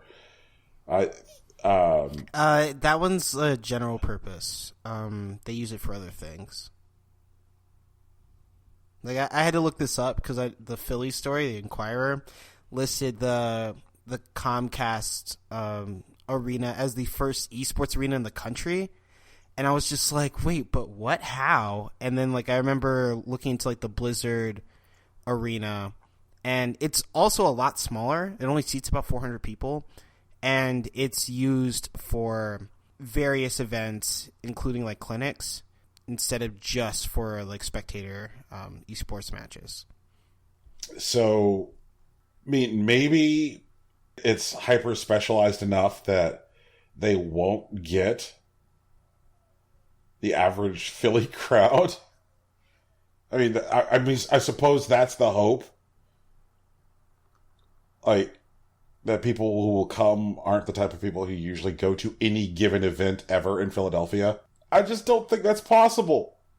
I would not be surprised if some poor person is fixing to do their fucking ult and then all of a sudden takes a beer to the head. Well, maybe they just don't serve beer? I don't know. I don't think, like, playing games in front of a drunk esports crowd sounds insane. Sure does, doesn't it? It sounds like a bad idea in general, but like I don't even think... I'd have to check. I don't think the Blizzard Arena serves alcohol. Which is also kind of weird, but I don't think they do. I don't even think, like, whenever they show the crowd that I see anyone holding drinks. So Comcast Spectacor says that they expect the arena to host 120 events a year, including TED Talks and K-pop concerts. Yeah, we're getting K-pop in Philly now, guys. Dude, if we get K-pop in Philly, I'm down. I can drive there. I could drive there, though. Tegan, I don't know if we want you exposed to that high a concentration of Philadelphia. Tegan goes down for the weekend. She catches a K-pop show. And, maybe does a little bit of reporting on an Overwatch League match. Who knows? Heck yeah, I'm down. We just have to record, like, late at night when I get back. True. Or I could take, like, a 30-minute flight and just puddle jump over. Oh, snap. Foop. I can't I don't think I've ever been on a 30-minute flight. Really? Yeah, no, I think the closest I've done an hour from, no, I think it was like an hour and 20 minutes from here to Dallas. So next year, the Fusion will relocate from Philadelphia, and they'll compete in temporary venues until the arena is finished. Hilariously enough, one of the arenas that they're going to be competing in until this arena is done is the 2300 Arena in South Philly. The 2300 Arena is actually a historic wrestling venue. So, like, the Fusion will be competing where ECW was filmed in the 90s. So there's a couple of tournaments that actually use wrestling spaces. CEO in Florida and Red Bull Kumite are ones that come to mind, where they'll have Street Fighter tournaments, and like the players, instead of playing like on a stage where everyone's facing them from a single vantage, they are actually playing inside a wrestling ring, and they'll put the cage down and everything, and they'll let them play in that. At CEO, they actually do it pretty cool because, like, for Top 8, they allow people to choose tracks to like walk in on, and like they'll do like real shenanigans. Hopefully, Overwatch League gets to do something like that. There is some shenanigans coming out of the announcements for CEO this week that took me by surprise. There appears to be like a gimmick wrestling match announced for CEO. Okay. Michael Nakazawa, formerly of DDT, who's now signed to AEW. Michael Nakazawa is going to wrestle Jabali. Okay. I'm down. And like Matt and Nick Jackson of like the Young Bucks, you know, the guys over in charge at AEW, were like, Jabali, we want you to end Michael Nakazawa's life. And like Jabali's like, I'll defeat him. I'm going to destroy him and take him apart. It's so like there's like an event going on like the first day of CEO, which is like sponsored by AEW, where fucking Jabali is going to wrestle, and like I don't even know what's going on anymore. Like it really feels like how CEO has always had like that kind of like kissing cousins relationship with like wrestling. It's now like full on like, yep, this is that show now. This is the show where like the fighting game community and the wrestling community truly come together, hold hands, and sing Kumbaya. Taking on wrestling motifs is probably the next evolution for fighting games. The same way that like first-person shooters have like evolved into like the battle royale space, and that's where their big money is. I think the FGC's big money is actually in showmanship, in addition to like the gameplay, because like they do a little bit of it, but I think that's the way that they actually become popular, where they like actually drag out arcs and like set up matches and maybe pay-per-view. Who knows? We'll see what happens. I would not be opposed to that. Like, it honestly feels like part of the artistic direction for non-anime fighters in the fighting game space anyway. Like, it feels like as we start to like distill fighting games into like, I say, 3 major subgenres, which are like anime fighters, platform fighters, and then I would say like traditional fighters. The traditional fighters are starting to feel, just like in their presentation, more and more just like a fucking wrestling show. Like, I watch all these Mortal Kombat 11 trailers where like fucking like Scorpion comes out and like cuts a promo on Johnny Cage. I'm like, is this really where we are? Well, I mean, my idea is like more closer to like the players, because like a lot of the... I think that's going to translate and facilitate that, Rocky. Like, I think that if you have a game which already has that feel and that tone, and you start to like put together events that feel that way, it's going to synergize well. I mean, I'd hope so, but like NetherRealm has been trying to do stuff like that since like DC versus Mortal Kombat, and while they cover their bases by trying to make sure that everyone like has lines and whatnot, it usually doesn't translate that well to tournaments. It's a cool at-home feel, but I don't know. Maybe it just needs to be tuned better. I think that like part of the difference between, say, where the industry was then versus now is that like Capcom's position with the FGC feels remarkably weakened, and other market participants feel remarkably stronger. I mean, Bandai Namco and ArcSys are doing really well. Yes, they are. We'll get to that in the future. That's okay, we got garbage. Don't worry, Brian, you didn't bring enough garbage. I brought the rest. Oh, snap. Here we go. Long story short, Article 13 passed for the European Union. I mean, like, the initial vote passed. Don't panic. It's still got to be accepted by all the individual countries that comprise the EU, and so it's got some time to get some amendments, and it's not going to officially go into effect until 2021. But, like, that's some garbage. Basically, Article 13 is the internet censoring law? Internet filtering law? I don't know. And it includes a so-called copyright directive that is going to make platforms like Google and Facebook and Twitch and YouTube liable for whatever is contained in the content users upload to their platforms.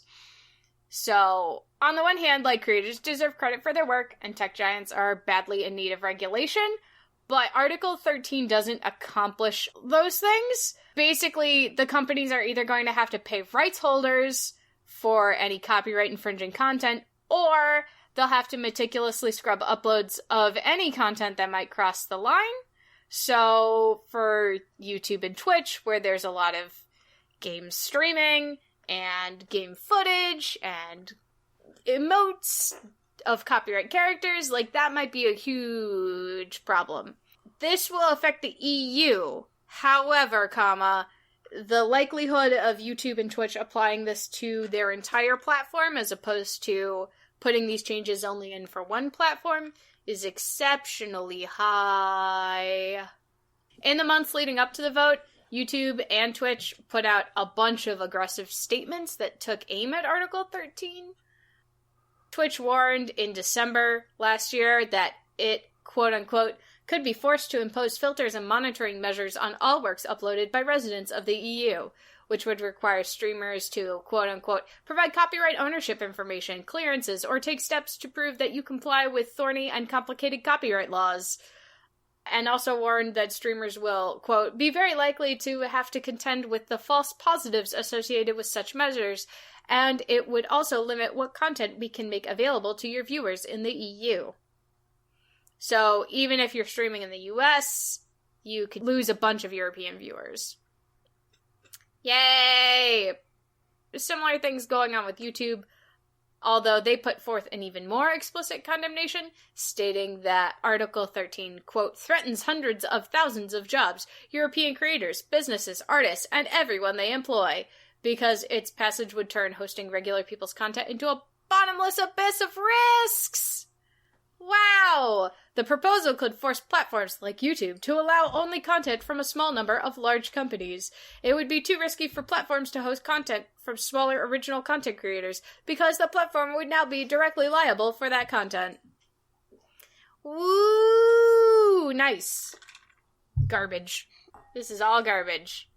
So they're basically trying to frame it, well, they are framing it as an attack on creators, and, like, the companies are like, we're protecting our creators by doing these things, but... Nah. So,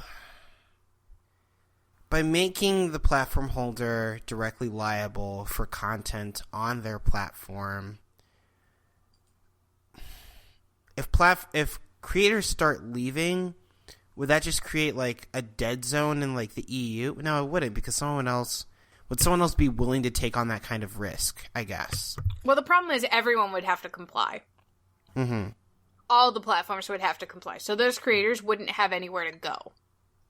That's true. They'd have to hire, like, each content creator would have to hire a team of lawyers, essentially, to try and get their content out if they have anything that could be copyright.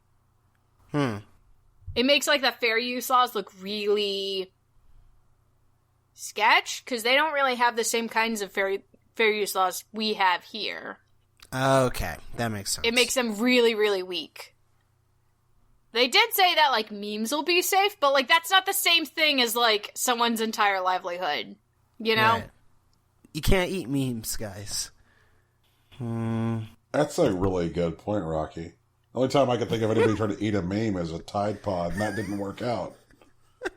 I don't know. I ate one. That was okay. Oh, man. Did you really eat a Tide Pod? No, I did not. I did not eat Okay. a Tide Pod. No. Okay. No, I did not. No, I did not. Got me mixed up, Teagues. That would be amazing. I'd have the most amazing system if I could eat Tide Pods and live. I wouldn't buy food because I could just buy Tide Pods. Tide Pods are cheaper than food, yeah. Well, it depends on how much nourishment you get from them. I mean, overall, What if you had to eat like 6 a day? That's pretty expensive.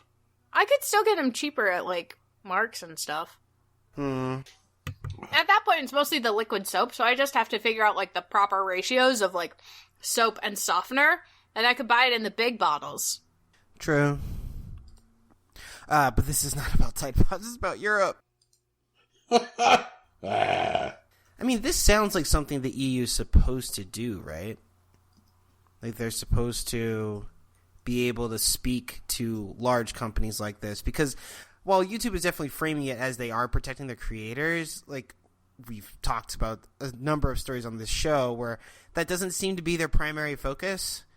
And they're trying to protect themselves, and they're willing to harm creators to that end. I'm not really sure what the EU can do to protect creators, because they're not under just the EU's purview. They're still at the mercy of their platform holder.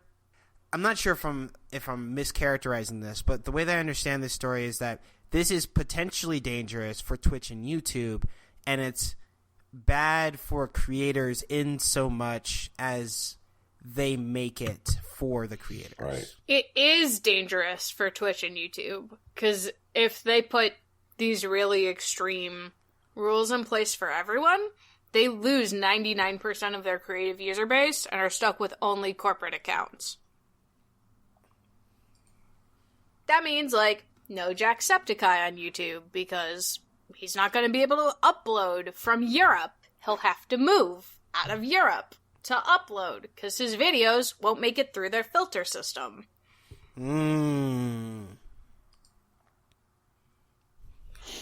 I can also see that this causing platform holders to more aggressively block usage of VPNs to access their sites. Because as it is right now, like a lot of services won't necessarily out of hand block use of a VPN to access them. But if you're legally liable for anything that gets uploaded to your platform from within the EU, then you can't justify allowing people to access with a VPN anymore, because what if that user is actually accessing from Europe? Which, when I think about like countries which have limited internet access and systems of oppression to quash speech, I think it is a good thing that people in Iran and China get onto Twitter and YouTube when they can to talk about what's up. And if Article 13 is actually quashing free speech by oppressed people, so that way we can protect the content generated by major corporations, that burns my ballsack. I don't like that. That's like 100% it. Down. Ballsack burned. Rip Brian. Well, everyone, I no longer have a scrotum. Amazing, wow! Like, a lot of the content creators since this came out have said, like, I'm considering moving to America. Or to, like, another country that won't have Article 13, so that I can keep doing my job. Yeah. Guys, sometimes I love globalization, sometimes I don't. Right? When the EU was like, hey, how about EU safe harbor privacy laws? And like a whole bunch of like companies had to like change the way they manage private data in order to become compliant with like safe harbor laws. I was on board with that because like, yeah, that's good. It's like, hey, now this causes like the internet to be safer. When the EU imposed laws on individuals' right to be forgotten when they die. The right to be forgotten is important. And they're like, okay, look, we're going to enforce some rules on things that companies have to do to allow for people to be forgotten. And that's why, like, now when you die, somebody gets to, like, log into your Facebook to take it down. That's why, like, they created that feature in order to be compliant with right to be forgotten laws in the EU. That's why there's now all of these, like, things for, like, major platforms for like, legacy control. Because when you create a social footprint that can never be removed, that means that you will forever, like, if I get hit by a bus tomorrow, then, like, that thing I said about tacos will live forever on Facebook. Unless somebody can take it down. I don't want my thoughts on tacos to live forever. Your thoughts on tacos are very important to us, Brian. Yeah, well, you got them for a while. Can we memorialize them? Brian's here for a good time, not a long time. But this Article 13 seems well-intentioned and all, but it feels like what happens when you have people seeking to rule and legislate who don't necessarily understand the technology that they're talking about. Yep. Yeah. Yep. And that's why we need to rail against it. And this is why the ESRB should be involved, so that all these people would have to be engaged in the kind of shit that their kids were playing, so then they'd be informed! Ah! I don't want the ESRB to have the power to legislate. That's why it's not done yet, you know? Dead! The first vote went through, which is like, this is like what we're working on. And then like Italy and Spain and France, not you, Britain, are all going to sit down together and like talk about it amongst themselves and then come back and check their work. And then Spain's going to be like, well, we like these parts, but not these parts. And France is going to be like, well, all of these parts are going to hurt, like, the majority of our beauty gurus, so we're not going to do it. Well, We don't want these parts. Make them go away. And Germany's going to be like, these parts are going to help keep Nazis from coming back here. Maybe America should adopt them. God! When they call America the ESA, is just like eating paste or something. Who Yeah, knows? right, exactly. They're too busy eating glue. They call them on one of those Garfield phones that washed up on that French beach, and, like, the receiver gets stuck to the face of the ESA because it's been eating glue this entire time. fuck. Oh, no. You know, I know it's a very specific complaint, and it's definitely not the fault of anybody here, but I have heard enough about Garfield phones this week. I know. Ugh. I know. I have too, but, like, it's a funny joke. Yeah. It's a funny joke. All the fucking pupils are washed out of those phones, man! They're all just blank white staring eyes. Large lasagna They smiles. look like the fucking ring of Garfield phones. Like, this thing's going to great. crawl at your television, be like, I washed up on a beach. And I'm like, why did you come out of my television? You're a phone. Because that's how your internet's connected. Well, good job, cables. EU. Scrotality, flawless victory. Yay! Did you hear that Theresa May said that she'd quit if British Parliament would just approve of her plan for Brexit? I don't think she should be did see allowed to that. quit. I think she should have a fucking plastic crown glued to her head. Be like, no, you sit here. This is what you did. You sit here. No, she didn't, though. That's the thing. She didn't, like, issue the vote for Brexit. All the people who issued the vote for Brexit quit as soon as it was approved. Those people should be the ones who are trying to navigate this bullshit, not her. Every one of them Bunch of should have a clowns. fucking plastic and or cardboard crown glued to their head. Glued. And be like, nope. Yep. Nope. Enjoy. Enjoy. I think a simpler thing is just like put them all on no-fly lists and just make them stay in the country. Like they have photos of them in like at every border crossing. It's just like, yeah, no, you can't leave. I'm going Yep, to you're open a not allowed. ferry, which is going to be labeled the worst boat ever. You're like, you're on a no-fly list. Would you like to come aboard the worst boat ever? And I have Rocky. So you can't take the train, basically, between England and France. You have to take the boat. And then once you get into Europe, you also cannot fly in Europe. You have to drive or be driven in what I'm calling the worst bus ever. There are no amenities. There is no toilet. There is no It's not AC. even AC. No. There's no Wi-Fi. There's no plugs. You're just fucking stuck. It goes on only back roads and bumpy roads. The suspension is shot. There's kind of an amenity, and here's what it is. There's a guy who normally rides Greyhound buses in America who comes aboard and is like, who here wants to buy a sandwich I made in my mom's kitchen this morning out of this cooler? That's the only food. Yep. Or and this the hot only, soda. Yeah. I lied. There's exactly one amenity. There is a toilet. What it is in the back left, one of the seats has been removed, a hole has been cut in the floor, and you can shit onto the open road. There's also a hefty bag with a sock in it. Yeah, there's a hefty bag with a sock in it. And a burner phone.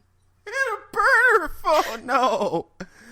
Oh man, it has Wi-Fi, but it's on a VPN. It only allows access to one website, and it's Pornhub. Yep. It's the only website you can go to. Yep. No, you don't even get the Pornhub. You're straight up on Spank Bank, you know. Oh no! And it's like, that's what you got. Here's what's going on. You just try to send messages for help and Spank Bank, and I'm just stuck. Oh no! The new EU website accidentally blocks all news. All the news. You don't get any gaming news because it's got copyright images. No Kotaku, no BuzzFeed. You can't do those BuzzFeed quizzes. They accidentally block Pottermore because that's based in Britain. Like, fuck. Could you imagine? I can't go to my favorite restaurant website anymore to look up the recipe because it's been blocked. Grandma's mad. But don't worry, I can access www.atleastweprotectedmemeslegally .com. .co.fuck me. Exactly. Well, guys, some of this news today has been depressing enough that I feel like there's actually a hot chance we may improve things by talking about what came out on Steam today. All right, let's go to shot. Yeah. Is it more garbage? Let's see here. Is it less garbage? Let's see here. This looks like some garbage yesterday. How much garbage was there yesterday? Looks like they were in full garbage mode yesterday. Ooh, wow. That's a lot of garbage. Wow, that's a lot of garbage. Guys, we may have a high yield day yesterday. All right. All right. Let's see here. We have yesterday.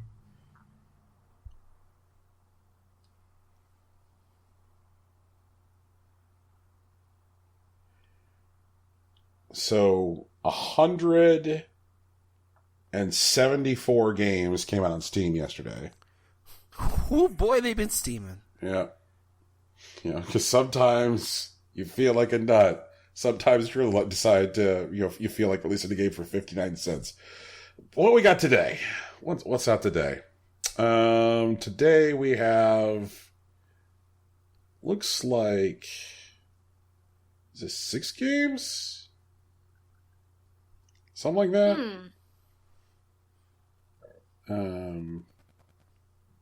Yeah, okay. So first up, we have Frank and Tin Roots. A challenging isometric platformer. Put both your abilities and nervous systems to the test. $3.99.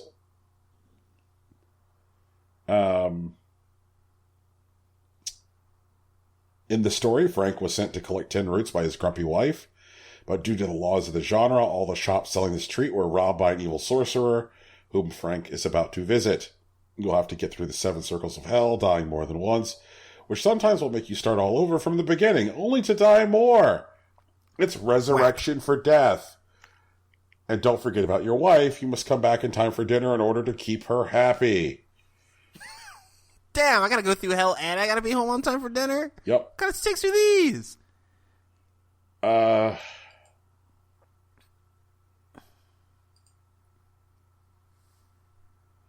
very rarely do I look at a game during this segment and click through the screenshots and just go, I don't get it. Mm-hmm. But, guys... Do you not get it? I don't get it. I don't understand. It doesn't look like there's anything too sneaky going on with our system requirements. I don't get it. Fair. And it's really hard to dunk on something adequately when you don't even know where to start. Next up is... Okay, is this... What the hell is this? 1 second. I have to open Google Translate. I always love this segment of the part of the show, which is where Valve releases a game with no English language support whatsoever. Chinese. Oh, you ready for a title? I got a game title for you. Here is the game's title. You woke up in an unknown house as a fat house, but wanted to escape, but found it not so simple. That's the title of the game? That is the title of the game. So obviously they're going for the light novel way of naming games. Mm-hmm. Yeah, so once again, folks, that's you woke up in an unknown house as a fat house, but wanted to escape, but found it not so simple. And while you're interested in that not light novel game, might I ask you to check out also, what are you doing at the end of the world? Are you busy? Will you save us? Which is an actual light novel with an actual anime that was actually kind of good. Are you busy? Will you save us? Yep.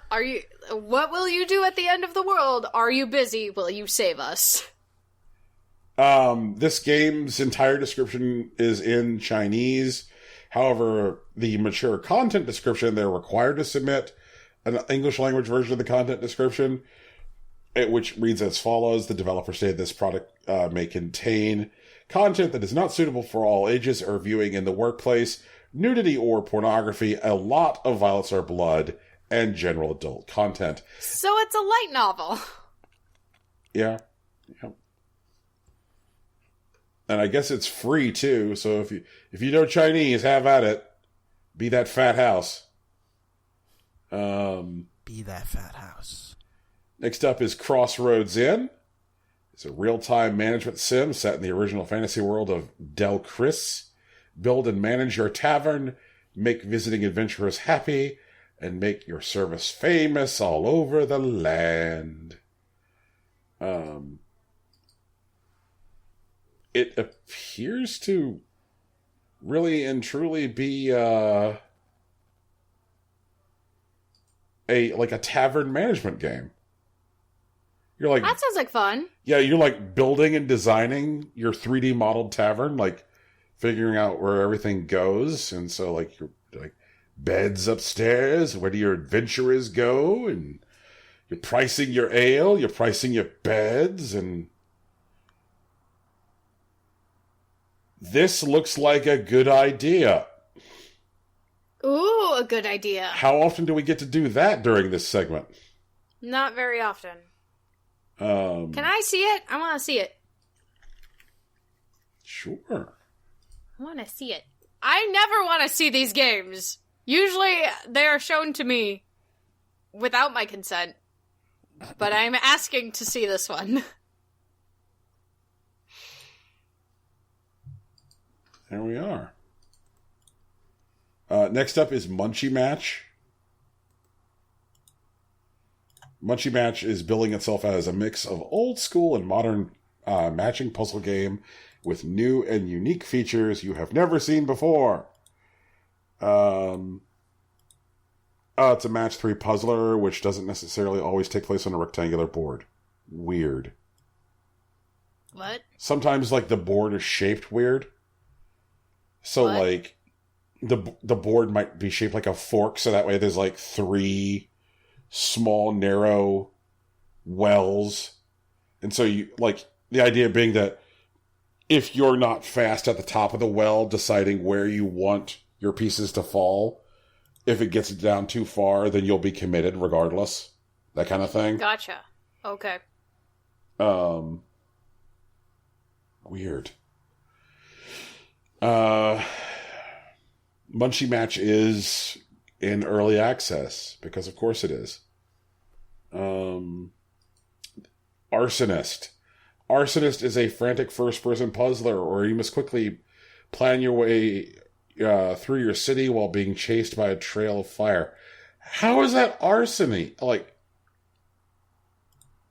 so this isn't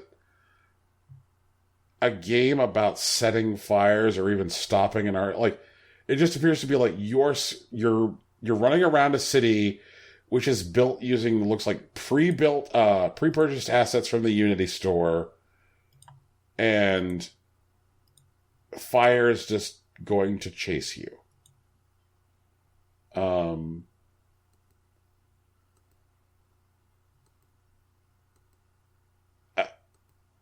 I don't get it.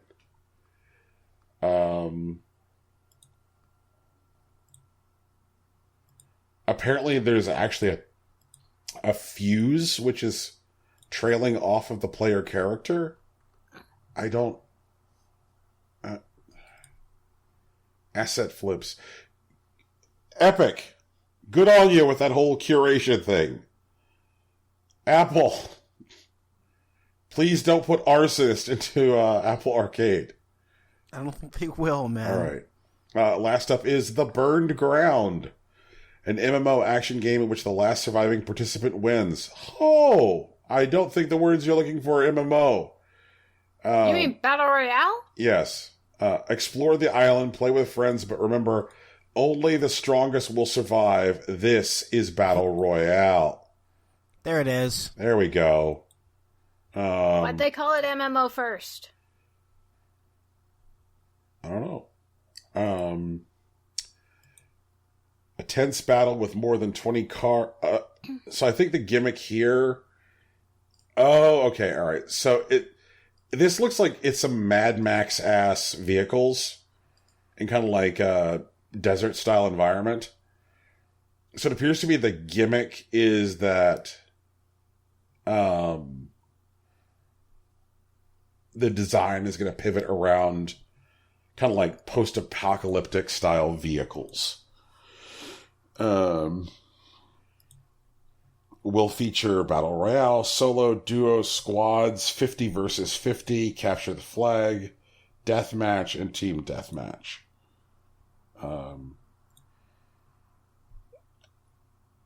I can't tell if you can not get out of your car in this game, but it seems to be that you can only be in your car in this game, which means it's got a focus on car combat. So like Twisted Metal Battle Royale? Royale? Like Twisted Metal Battle Royale. Okay. That could be not terrible. Again, it's all in the execution. Guys, I think that's a show. I'm pretty sure. I think it's time for us to hang up our single sock and call it a day.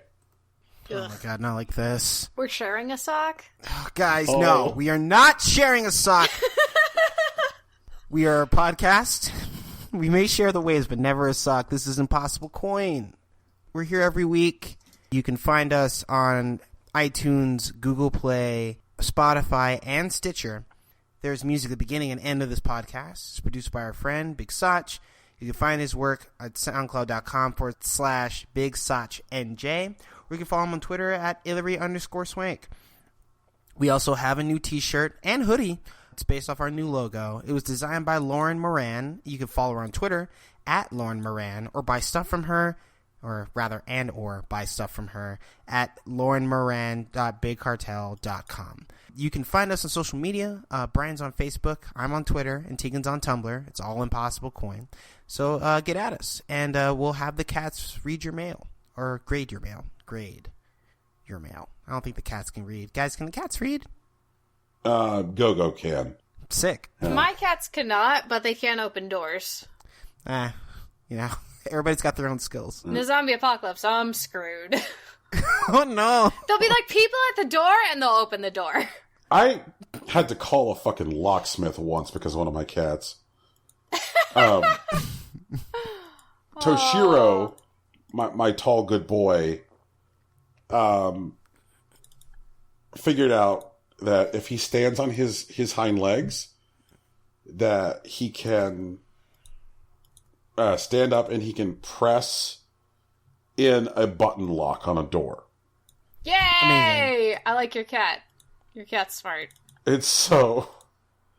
Some years ago, Toshiro was in the office as I was trying to get ready for work, and I went to open the office door to let him out, and he had pressed the button lock, and I then was like, okay, well, this is just a standard ass key, right? Like I could just open this with the house key, and nope.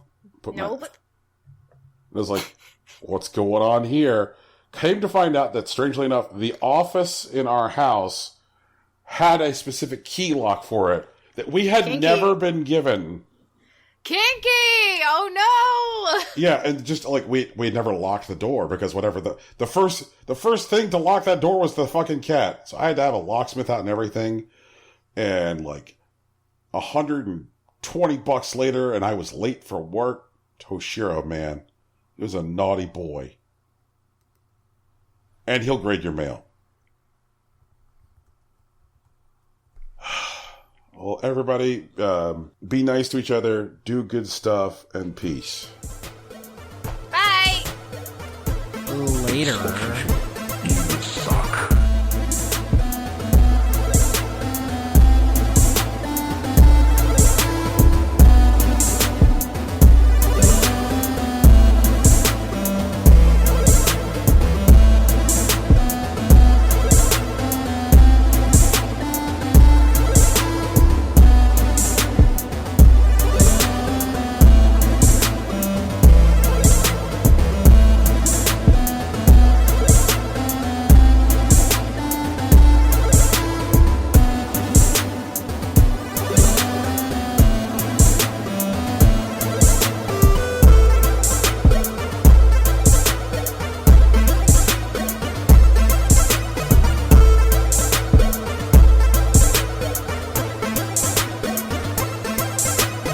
Also, all I gotta do is like delete it, because remember, I can take out stuff, I just can't put stuff in.